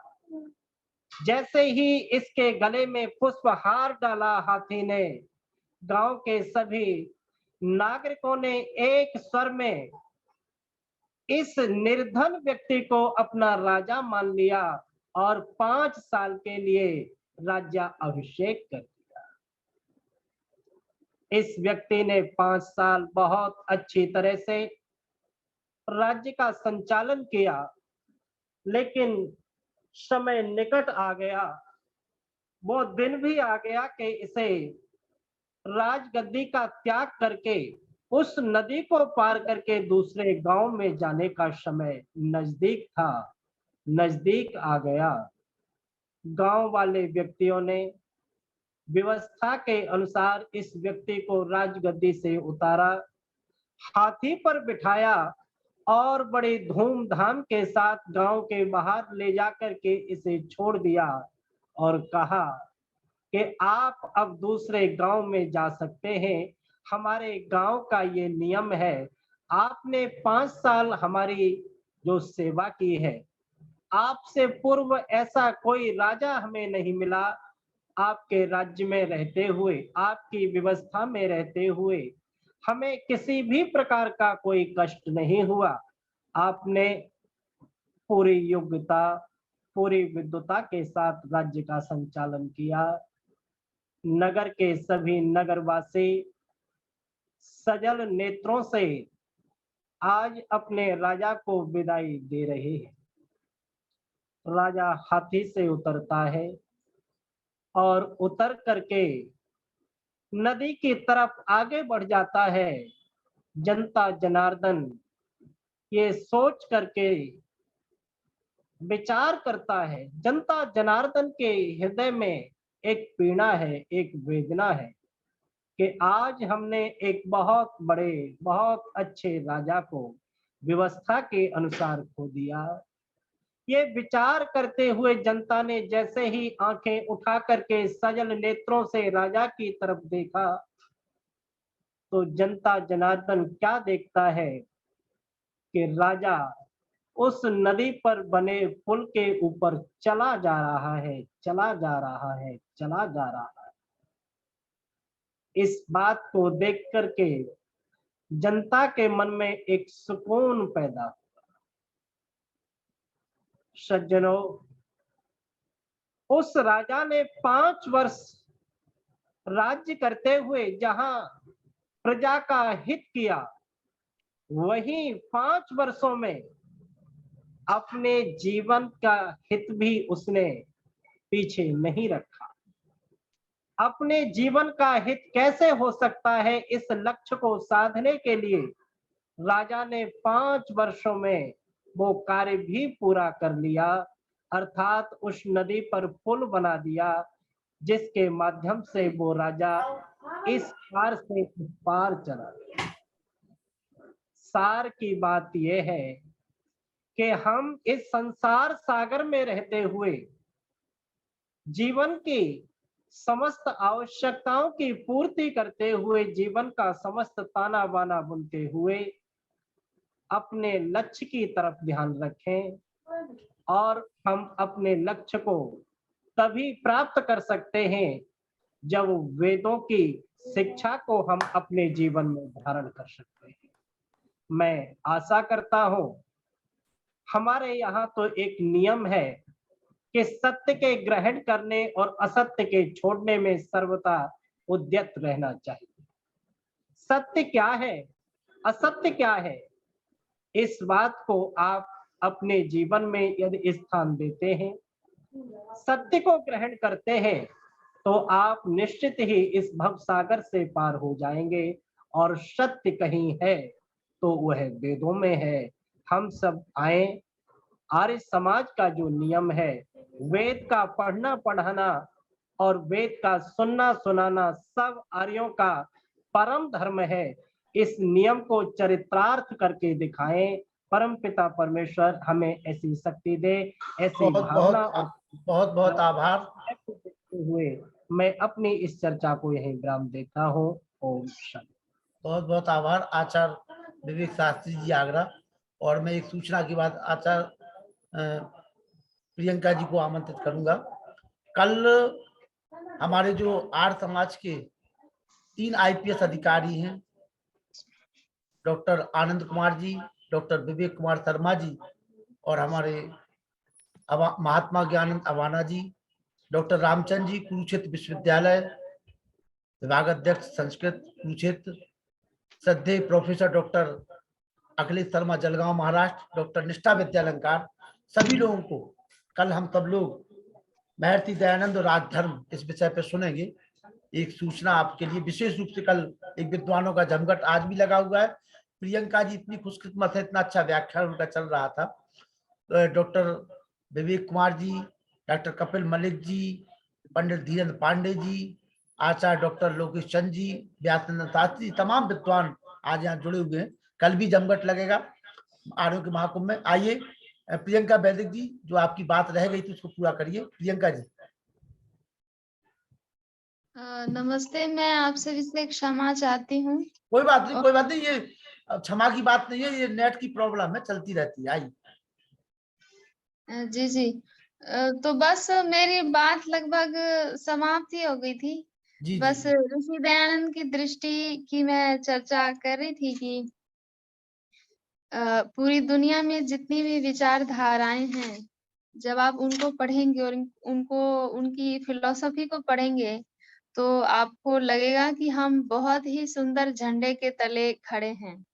और ये ऐसा ध्वज है महर्षि दयानंद का, जिसको लखनपाल आर्य जी ने भी थामा हुआ है, और हम सभी देश विदेश में जहां-जहां भी बैठे हुए हैं, सबने थामा हुआ है। तो ये ऋषि की जो दृष्टि है, उसको सबसे ऊपर रख कर के चलना बहुत आवश्यक है। नहीं तो चाहे हम शिक्षक हों, अध्यापक हों या बिजनेसमैन हो या कुछ भी हो समाज में, किसी भी दशा या दिशा में हो, हम वो नहीं होते जो हमें होना चाहिए। इसलिए ऋषि से हम हैं और हमसे समाज है। तो मुख्य सूत्र हमारा महर्षि दयानंद सरस्वती का ही दिया हुआ है। आप ये कल्पना कीजिए कि महर्षि ने यदि वेद व्याख्या पद्धति की इतनी सुंदर दृष्टि नहीं दी होती, तो आज मैं भी आपके सामने कुछ बोलने के लायक नहीं होती। ये सच है। क्योंकि हमें तो लोगों ने कह दिया था कि भाई इनके अंदर तो आत्मा ही नहीं है, इनको पढ़ाओ नहीं, इनको लिखाओ नहीं, इनको कुछ भी किसी भी दशा या दिशा में आगे बढ़ाने की जरूरत नहीं है। तो सबसे जो निराली बात है ऋषि की, कि ऋषि समग्र दृष्टि वाले हैं और बार-बार अपने शास्त्रों में ब्रह्मा से लेकर जैमिनी पर्यंत इस बात की चर्चा करते हैं। आप कल्पना कीजिए, यदि ऐसा ऋषि किसी और मत पंथ विचारधारा में यदि हो जाता, वैसे तो जो ऋषि हमारा है वो हमारा है, तो उसको लोग तो पता नहीं क्या से क्या कर देते। लेकिन ऋषि का जितना यश है, जितनी गुणगाथा है, जिस अनुसार होनी चाहिए, और संयोगवशात ऋषि निर्वाण दिवस भी है। तो महर्षि दयानंद का जब जन्म हुआ, तो इस पूरी धरा पर जो अंधकार छाया हुआ था वह मिट गया। तुम जले तो भोर आया और तुम बुझे तो थी दिवाली। तो हम लोग दीपोत्सव की भी तैयारी में लगे हुए हैं और आज धनतेरस भी है। तो जो ज्ञान का धन होता है, उसको गांठ में बांध लेना चाहिए। पैसा यदि खो भी जाए तो फिर से प्राप्त हो जाता है, लेकिन ज्ञान हमारा यदि इधर-उधर और भ्रांतिपूर्ण हो जाए, तो हमारी जिंदगी बिल्कुल तबाह हो जाती है, खत्म हो जाती है। तो ऋषि की दी हुई जो ज्ञान का दिया है, जो लौ है, जो दीपक है, वो शिखा है, वो चमकती रहे, वो अग्नि की लौ चमकती रहे, और हम सभी इसी तरह से जुड़े रहें। और जो मैंने छोटा-सा व्याख्यान दिया ऋषिका को लेकर के, वो एक मेरे स्टडी का एक पार्ट था। आर्य जी ने मुझसे बहुत बार कहा था समय देने के लिए, और कहते हैं ना कि व्यक्ति बहाना बनाने में नंबर 1 होता है। तो मैं भी बस किसी न किसी बहाने निकल जाती थी, लेकिन आज इनके पकड़ में आई गई। छोटा-सा व्याख्यान आपके समक्ष रखा है, और केवल यही दृष्टि देने की मेरी वो अभिभावना थी कि आप सभी वेदों को वेदों की आँखों से देखें, किसी और के आँख से ना देखें। वेदों के अर्थों को ऋषि दयानंद की आँख से देखें, आचार्य यास्क की दृष्टि से देखें। तो निश्चित रूप से ये जो दीपोत्सव का पर्व है, वो हम बाहर तो दिए जलाएँगे ही घरों में इधर-उधर, लेकिन हमारे हृदय में भी, हमारी आत्मा में भी ज्ञान का दीपोत्सव हो, इसके लिए हम सबको निश्चित रूप से महर्षि दयानंद के बताए पथ पर चलना चाहिए, और स्वाध्याय रूपी दीपक का जरूर हम सबको अपने हृदय में धारण करने की आवश्यकता है। और हम दिए में तेल डालते हैं और ये प्रयास करते हैं कि ये दीपक बुझे नहीं। ठीक इसी तरह से हम यदि स्वाध्याय रूपी दीपक जलाना चाहते हैं, तो हमें अपना परिश्रम और अपना लगन इसके साथ जोड़ करके, और इस दीपोत्सव के साथ अपनी तादात्म्यता और अपनी जो संकल्पना है, उसको एक साथ जोड़ना चाहिए। ऋषि निर्वाण दिवस पर हम सभी रोते नहीं हैं, आंसू नहीं बहाते हैं, क्योंकि महर्षि दयानंद ने निर्वाण लिया था सचेत अवस्था में, और वो ऋषि जाते-जाते भी एक नास्तिक को आस्तिक बनाया गया।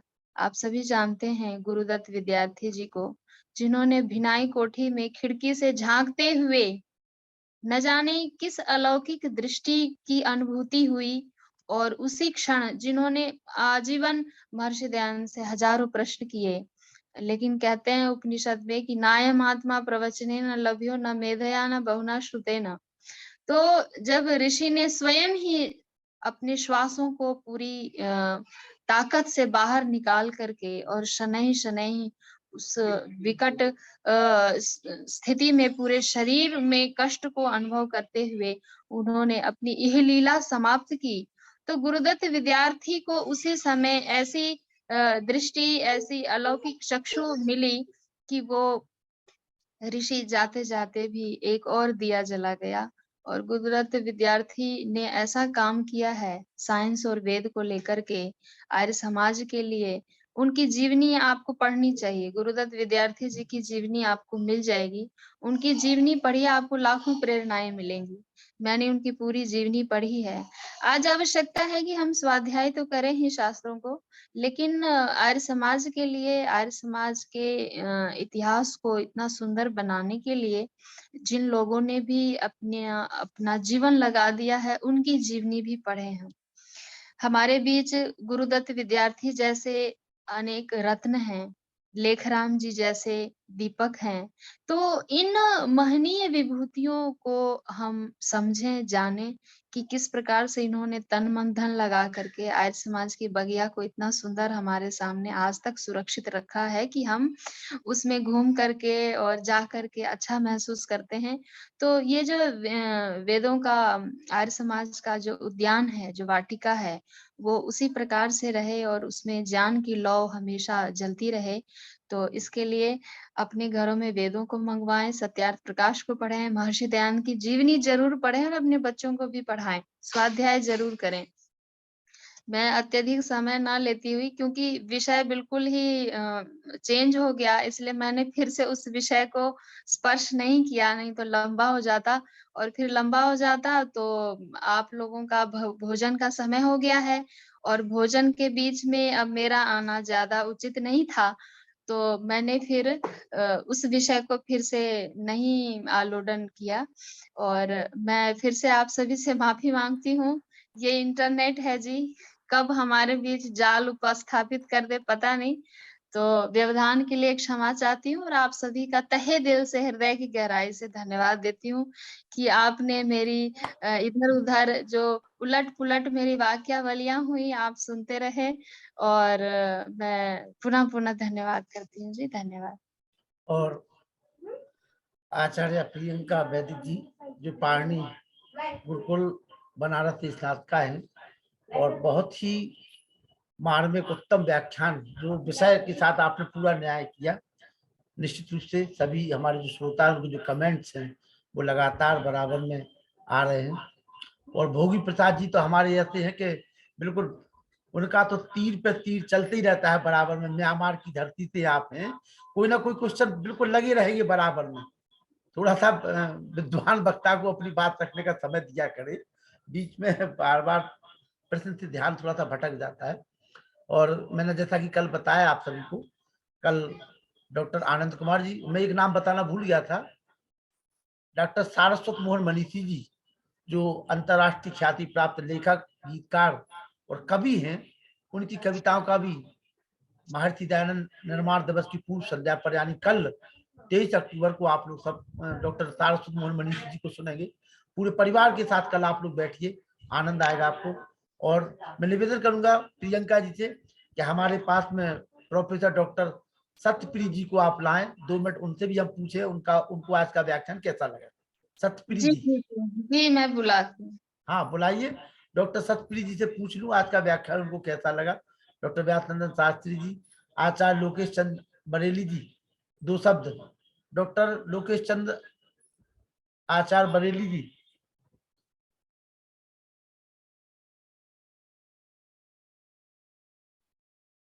डॉक्टर लोकेश चंद बरेली जी, चलिए वो आते हैं, तब तक 2 शब्दों के लिए सत्यप्रिय जी आ रहे हैं।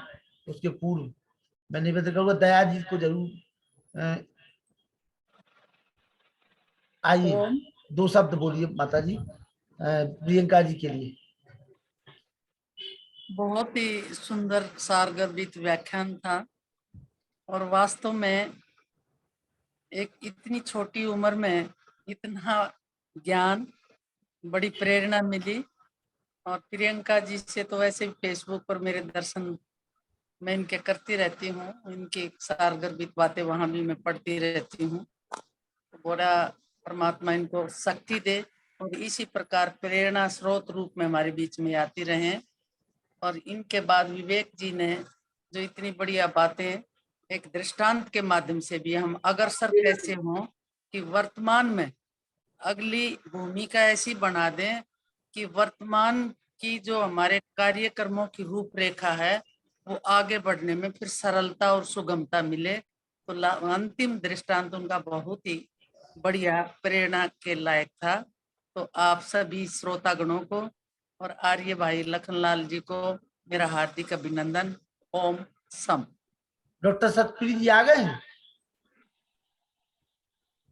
सत्यप्रिय जी, आर्य जी वो कोई आए हुए हैं कैंपस में। कोई बात नहीं, कोई बात नहीं, उनसे कह देना लखन जी से नहीं बच पाओगे आप, आज नहीं तो कल, कल नहीं तो परसों आना तो पड़ेगा ही उनको, चिंता ना करें, बता देना, हमारा संदेश दे देना आप उनको। जी जी जी जी जी।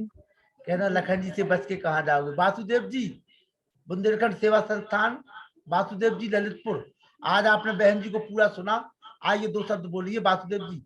ज्ञान प्रकाश सोनी जी, शिक्षक साथी, ज्ञान प्रकाश जी।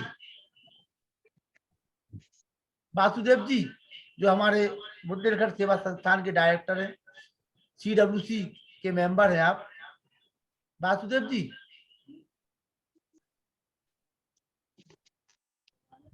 वासुदेव जी मेरी आवाज सुन पा रहे हैं? चलिए कोई बात नहीं। व्यासनंदन शास्त्री जी, आइए 2 शब्द अपनी छोटी बहन को आशीर्वाद दीजिए। बिहार राज्य के मंत्री हैं आप पूरे, आइए। ओम स्वस्ति पंथा मनुचरेम सूर्य चंद्रमसा विव पुनर्ददता घ्नता जानता संगमे मही। सम्मान्य इस कार्यक्रम के आर्यों का महाकुंभ कार्यक्रम के संचालक माननीय आर्य रत्न श्री लखनलाल जी आर्य, आपका बहुत बड़ा पुरुषार्थ है कि यह कार्यक्रम बड़े ही द्रुत गति से और बड़े ही विशिष्ट ढंग से चल रहा है। और साथ ही साथ आज की मुख्य वक्त्री बहन प्रियंका जी का हुआ है। आप जम्मू कश्मीर में कहाँ हैं? ये जम्मू? जी, मैं जम्मू कश्मीर में हूँ, संस्कृत डिपार्टमेंट में। संस्कृत डिपार्टमेंट। डॉक्टर प्रियंका जी को बहुत बहुत बधाई है कि आपने बड़ा ही सुंदर वैदिक ऋषिकाओं का जो वैदिक वाङ्मय में वैदिक मंत्रों की व्याख्या में और खास करके ब्रह्मवादिनी नारियों के रूप में जो उनका संवर्धन हुआ है, उन्होंने जो अपना यश कमाया है उसके बारे में बड़ी सुंदर व्याख्या के साथ इस कार्यक्रम को आगे बढ़ाया है। अपने वक्तव्य के अंदर जो वैदिक ऋषिकाओं का योगदान वैदिक वाङ्मय में है उस पर विशेष दृष्टि थी, और जो हमारी ब्रह्मवादिनियां हुई हैं नारियां, इस पर भी आपने दृष्टिपात किया है। सचमुच महर्षि देवदयान जी महाराज ने जो संकल्प लिया था, यत्र नार्यस्तु पूज्यन्ते रमन्ते तत्र देवताः, इस मनु वाक्य को, इस मनु के सिद्धांत को, मनु महाराज के इस कथन को 100% यदि किसी ऋषि ने स्वीकार किया है तो वह महर्षि दयानंद सरस्वती हैं। और आप जैसी विदुषी को भी तैयार करने में उस महर्षि का बहुत बड़ा योगदान रहा है। यदि वे न होते तो शायद गुरुकुल नहीं होता, कन्या गुरुकुल नहीं चल सकते। और डॉक्टर प्रज्ञा जी, डॉक्टर प्रियंवदा जी, डॉक्टर सूर्या चतुर्वेदा जी, या जो भी वहाँ पर विदुषी काम कर रही हैं या पढ़ा रही हैं, शिक्षिका बन करके अपना संपूर्ण दायित्व का निर्वहन कर रही हैं, वैदिक वाङ्मय के सुरक्षा संवर्धन में भी अपना योगदान कर रही हैं, ये बहुत बड़ी बात है। निसंदेह मेरे अंदर भी एक पीएचडी इसके अंतर्गत हुआ है। वैदिक नारी, वैदिक साहित्य में उसका योगदान, इसका वैदिक साहित्य में नारी एक समीक्षात्मक अध्ययन, मेरे अंदर पीएचडी हुई है। और डॉक्टर मीना दास जी प्रोफेसर हैं, वो मेरे अंदर काम की करके 2016 में उनको डिग्री मिली थी। और निश्चित रूप से मैंने इस पर बहुत सारे तथ्यों पर काम करवाया था। उसमें चूंकि आपने जो कार्य करवाया है वो उसमें जो अपनी बात रखी है बहुत अच्छा लगा। और साथ ही साथ जो अपाला का प्रयोग है, अपाला ऋषिका का, वो मुख्य रूप से वो अत्रि ऋषि की कन्या थी और आत्रेयी नाम से भी उनको जाना जाता है। अपाला एक ब्रह्मवादिनी, ब्रह्मज्ञानी और आदर्श महिला थी। निश्चित रूप से उन्होंने जो जिस ऋग्वेद के 8वें मंडल के 91वें सूक्त का दर्शन किया था और उनके मंत्रों पर काफी विचार किया था और उनको आगे बढ़ाने में बहुत बड़ा योगदान था, इसलिए उस सूक्त के नीचे उनका नाम लिखा हुआ है ताकि लोग भूल न सकें। और इसके साथ सिर्फ घोषा कक्षीवान की पुत्री थी और ऋग्वेद के 10वें मंडल के 39वें सूक्त के 40वें सूक्तों का, 39वें और 40वें 2 सूक्तों का उन्होंने दर्शन किया था। और निश्चित रूप से उनका योगदान इस रूप में रहा। रोमशा एक वैदिक मंत्रदृष्टि जो राजा की पत्नी थी, और रोमसा को लोमसा भी कहते हैं कहीं कहीं। ऋग्वेद के प्रथम मंडल के 126वें सूक्त के 7वें मंत्र का दर्शन करने वाली रोमसा, जो लोमसा के नाम से बहुत ही महत्वपूर्ण योगदान रहा है।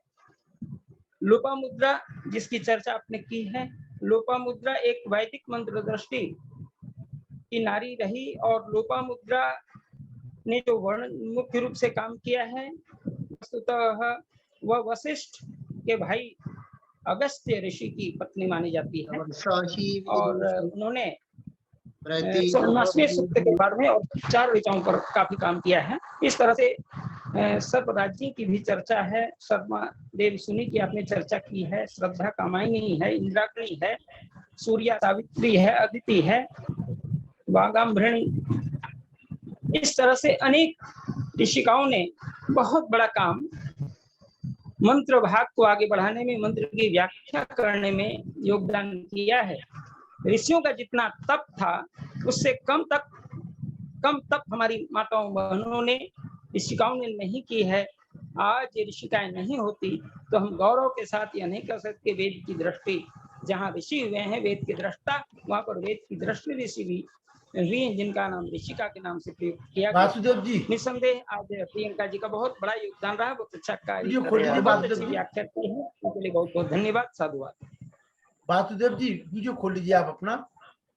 CWC के मेंबर है हमारे, आप बुंदेलखंड सेवा संस्थान के डायरेक्टर, हमारे अभिन्न मित्रों में से आप हैं, और मेरे निवेदन पे आज आप जुड़े और आपने डॉक्टर प्रियंका जी को सुना, कैसा लगा आज आपको, बताइए। बहुत अच्छा लगा, और मुझे लग रहा है कि आज जुड़ने के बाद कई बार लगता है कि मैंने बीच बीच में जो मुझे समय नहीं मिल पाता, या कहीं गांव में उतर जाते हैं, फील्ड में चले जाते हैं, उनकी बहुत सारी बातें मुझे बहुत ही प्रेरणा प्रदान करती हैं। उन्होंने एक बहुत अच्छी बात कही कि उन्होंने तो काफी वो किया, प्रमुखता दी कि नारियों के बारे में, कि शिक्षा के लिए जिस तरह से उनके लिए तमाम सामाजिक बंधन थे। और आज हमारे ऋषि महर्षि दयानंद जी ने जिस तरह से उन्होंने नारियों की शिक्षा के लिए बोला, दूसरा ये भी कि हमारा जो चौथापन है, या हमको जंगल की ओर जाना है, तो उसमें चाहे वो महिला हो चाहे पुरुष हो, अगर वो वास्तव में मैं तो अभी बहुत साक्षरता की ओर ही हूँ, वेदों का अध्ययन नहीं हो पा रहा है, लेकिन एक होता है कि हमें विचार मिलते हैं, किसी विचारक से, विद्वानों से विचार मिलते हैं, और उन विचारों को, उनका थोड़ा सा अंश भी अगर आ जाता है हृदय में, तो लगता है कि चलो हम गांव में उतर जाते हैं। और आपको तो पता है कि लगभग 15-20 वर्षों से हम उनके बीच में काम कर रहे हैं जहाँ भी साक्षरता नहीं है, और उनके बीच में तो संस्कृत भाषा का बरसों लगेंगे, और वेदों के लिए हमें संस्कृत भाषा की ओर भी जाना होगा। तो जब कभी आपसे चर्चा होती है कि हमें गुरुकुल खोलना है, और ऐसे इलाके में खोलेंगे जहाँ पर जो समाज के सबसे अंतिम व्यक्ति है उस तक भी वेद पहुंचे, तो बहुत अच्छा लगा। और मुझे लग रहा है कि ये समय मेरे लिए आज अच्छा था कि मुझे समय मिल गया। और मैं तो हम लोग जंगलों में काम कर रहे हैं, गरीबों के बीच में, वनवासियों के बीच में, तो हमें लगता है कि हमें आर्य समाज के जो ये हमारे विद्वान देश के, उनसे जुड़ करके कुछ चीजें मिल जाएंगी, अमृत रस मिलेंगे, तो हम लोग और बेहतर काम कर पाएंगे। बहुत बहुत धन्यवाद। ये हमारे वासुदेव जी हैं, CWC के मेंबर है ललितपुर में, और बुंदेलखंड सेवा संस्थान के डायरेक्टर। पिछले 20 वर्षों से आप आदिवासी शहरियों के उत्थान के लिए कार्य कर रहे हैं, और मैं भी जब से वो ललितपुर जनपद में 20 वर्षों से यहाँ हैं, अनुभव रूप से आप उनके साथ लगा हुआ, उनके मिशन में बहुत अच्छा कार्य करते हैं। भाई ज्ञान प्रकाश सोनी जी, आप हमारे शिक्षक साथी हैं। ज्ञान प्रकाश जी, वीडियो खोल करके सामने आइए आप। आराधना जी अगर सुन रही हो तो वीडियो खोल, वो माइक खोल ले अपना। आराधना जी 2 शब्द बोले। आज कार्यक्रम कैसा लगा आपको? चलिए मैं निवेदन करूंगा। सोहन लाल निरंजन जी, सोहन लाल जी, सोहन लाल जी, चलिए हमारी माता चंद्रकांत जी आइए।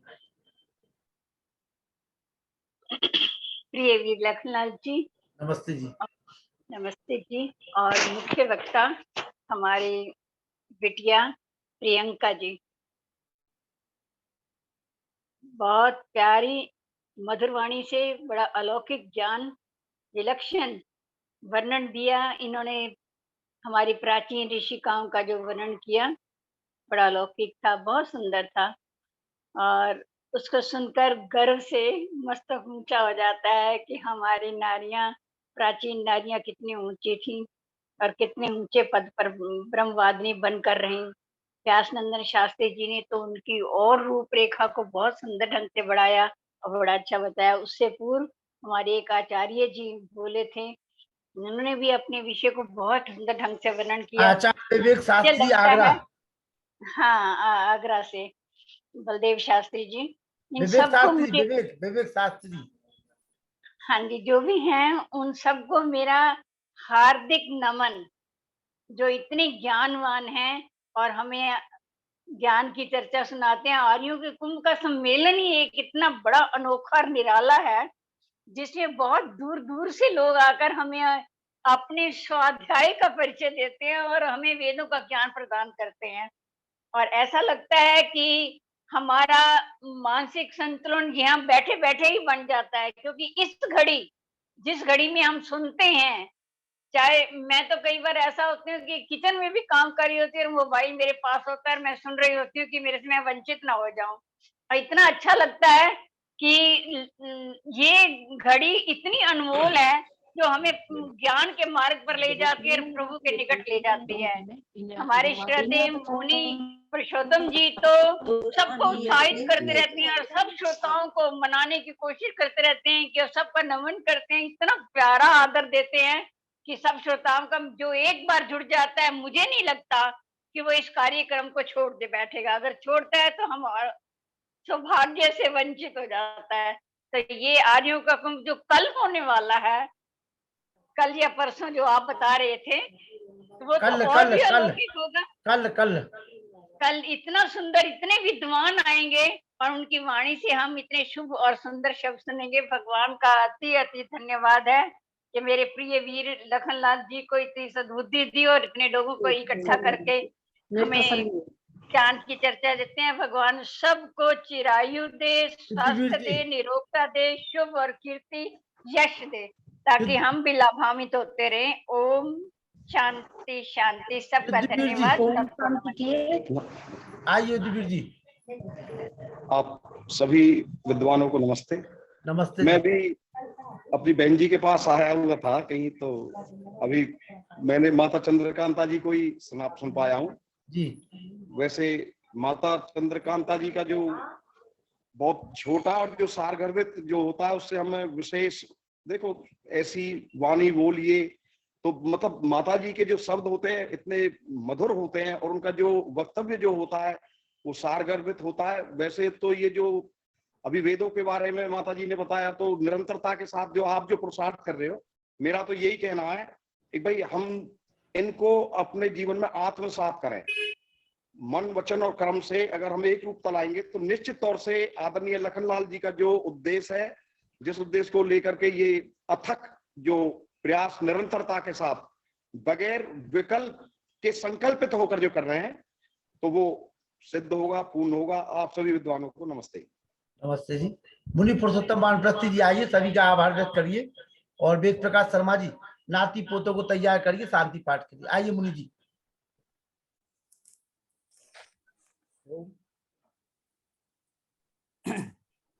ओम सन्नु मित्रा तमर्णा तन्नो भवत्यर्यमा सन्न इंद्रो बृहस्पति तन्नो विष्णुर्माः। परमात्मा के अनेकत्र नामों को याद करते हुए वेद की वाणी के माध्यम से आज हमारी बहन आचार्य डॉक्टर प्रियंका वैदिक जी, वैदिक नारियों के ऊपर जो उन्होंने अपना प्रकाश डाला हुआ है, उनके जीवन चरित्र पर, उनके कार्यशैली पर बहुत अनूठा कार्य रहा है। नारी जाति के लिए परवर्ती हमारे विद्वानों ने क्या क्या कहा है, इनको जानने के बाद भी मैं देखता हूँ वेदों की नारियों को सारे विद्वानों ने पढ़ा हुआ होगा। आज जो परवर्ती जो विद्वान रहे हैं, विद्वान कहलाने लगे हैं या वेदों का भाष किया, उनने सब ने पढ़ा होगा इनको, लेकिन उनने इस प्रकार का कहीं पे भी अपना व्याख्यान या अपनी लेखनी नहीं चलाई वैदिक नारियों के ऊपर। तो ये आर्य समाज का ही कार्य है कि जो सभी को अवगत करा रहे हैं ऐसी नारियों से, विद्वान नारियों से। और अभी हमारे बीच में डॉक्टर व्यासनंदन शास्त्री जी, आचार्य विवेक शास्त्री जी, युद्धवीर जी और हमारे चंद्रशेखर शर्मा जी आदि जितने लोगों ने अपनी वाणी के द्वारा इनकी तारीफ की हुई है, सराहनीय कार्य है। वास्तव में मैं सभी का हृदय से बहन जी, अपनी डॉक्टर प्रियंका वैदिक जी और सभी विद्वानों का, और सभी तो उसमें श्रोतागण भी आ जाते हैं हमारे, क्योंकि हमें सब आदरणीय आचार्य प्रियंका वैदिक जी और विवेक शास्त्री जी, सबको सादर प्रणाम और सभी आर्यजनों को सादर प्रणाम। आज का व्याख्यान उत्तम व्याख्यान था प्रियंका वैदिक जी का, और ये बड़ा ही हमारे लिए किस्म से नवीन और अनछुआ विषय था, जिसके बारे में आज इतना कुछ हमें मालूम हुआ। और मैं इस संबंध में ये भी कहना चाहूँगा कि आज भी हम महिला सशक्तिकरण और वुमेन एम्पावरमेंट की बात करते हैं, और मेरे ख्याल में वुमेन एम्पावरमेंट और महिला सशक्तिकरण का शब्द जो है आज से 15-20 साल पहले प्रचलन में आया था, लेकिन वास्तव में देखा जाए तो प्राचीन सनातन वैदिक परंपरा में ही स्त्रियों की अध्ययन वृत्ति की प्रामाणिकता पूर्ण रूप से सिद्ध हो चुकी थी। और उस टाइम भी वैदिक मंत्र दृष्टा पुरुष स्त्रियों की तरह ही ऋषिकाएं, स्त्री ऋषिकाएं भी होती थी, जिनका अतुल्य ज्ञान था इस संबंध में। जैसे कि बहुत सारे नाम बताए थे, अपाला, घोषा, सरस्वती, सर्पयागी, सूर्या, देव, संबरक जी, शची इत्यादि। तो बहुत ही अच्छा लगा। आज हम इसको एक बड़ा उसी रूप में हम कह सकते हैं कि आज का हमारे राष्ट्र के सर्वोच्च पद पर श्रीमती द्रौपदी मुर्मू राष्ट्रपति के रूप में बैठी हैं, निर्मला सीतारमण वित्त मंत्री के रूप में, इससे पूर्व भी प्रतिभा पाटिल राष्ट्र के उच्च शिखर पर राष्ट्रपति पर रही हैं। तो अभिवादन और प्रणाम। शांति पाठ। ओम दौ शांति अंतरिक्षं शांति पृथ्वी शांतिराप शांतिरौषधयः शांति वनस्पतयः शांति शांति सर्व शांति शांतिरेव शांति साम शांति रेदि शांति शांति जो बोले सोवे धर्म की जय। गुरु बलवीरानंद की जय। दयानंद की जय। पुरुषोत्तम श्री रामचंद्र की जय। रामचंद्र की जय। देख राम की जय। माता की जय। माता की रक्षा हो, अरे समाज अमर रहे, जलती रहे, ऊंचा रहे, महाकुंभ की जय।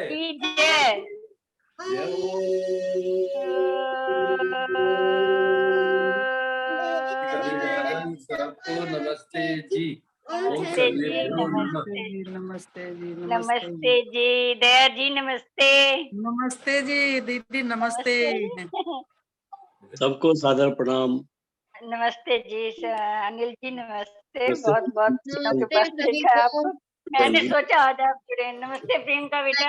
जी नमस्ते माता जी। नमस्ते जी, खूब आगे बढ़ो, ऊंची उठो, इसी तरह निरंतर बढ़ती रहो और हमें ज्ञान सुनाती रहो, और हम प्रसन्न होते रहे आपका गौरव देख कर।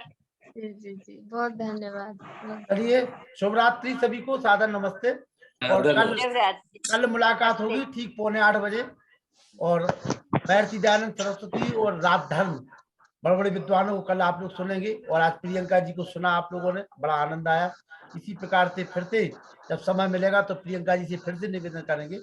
और उनके जो पतिदेव है डॉक्टर सत्यप्रिय जी, वो भी बहुत अच्छे विद्वान है, उनको भी कभी आपके बीच में लाएंगे। चलिए, शुभ रात्रि, नमस्ते। नमस्ते जी, बहुत बहुत धन्यवाद। ज्यादा से ज्यादा बस सभी लोगों से एक ही निवेदन है हमारा कि जब कार्यक्रम आप लोग सुनते हो तो दक्षिणा भी दिया करें, और कम से कम 5-5 लोगों को जोड़ने की दक्षिणा हमें चाहिए। आप लोगों से 5-5 लोगों को जोड़िए आप लोग। 5 से भी ज्यादा जुड़ने चाहिए। अगर एक व्यक्ति 5-5 लोगों की दक्षिणा देता है तो समझ जाइए कि कार्यक्रम आपका बहुत अच्छी तरीके से संचालित होता रहेगा। हाँ, ये ठीक है, एक व्यक्ति 5 से ज्यादा दे।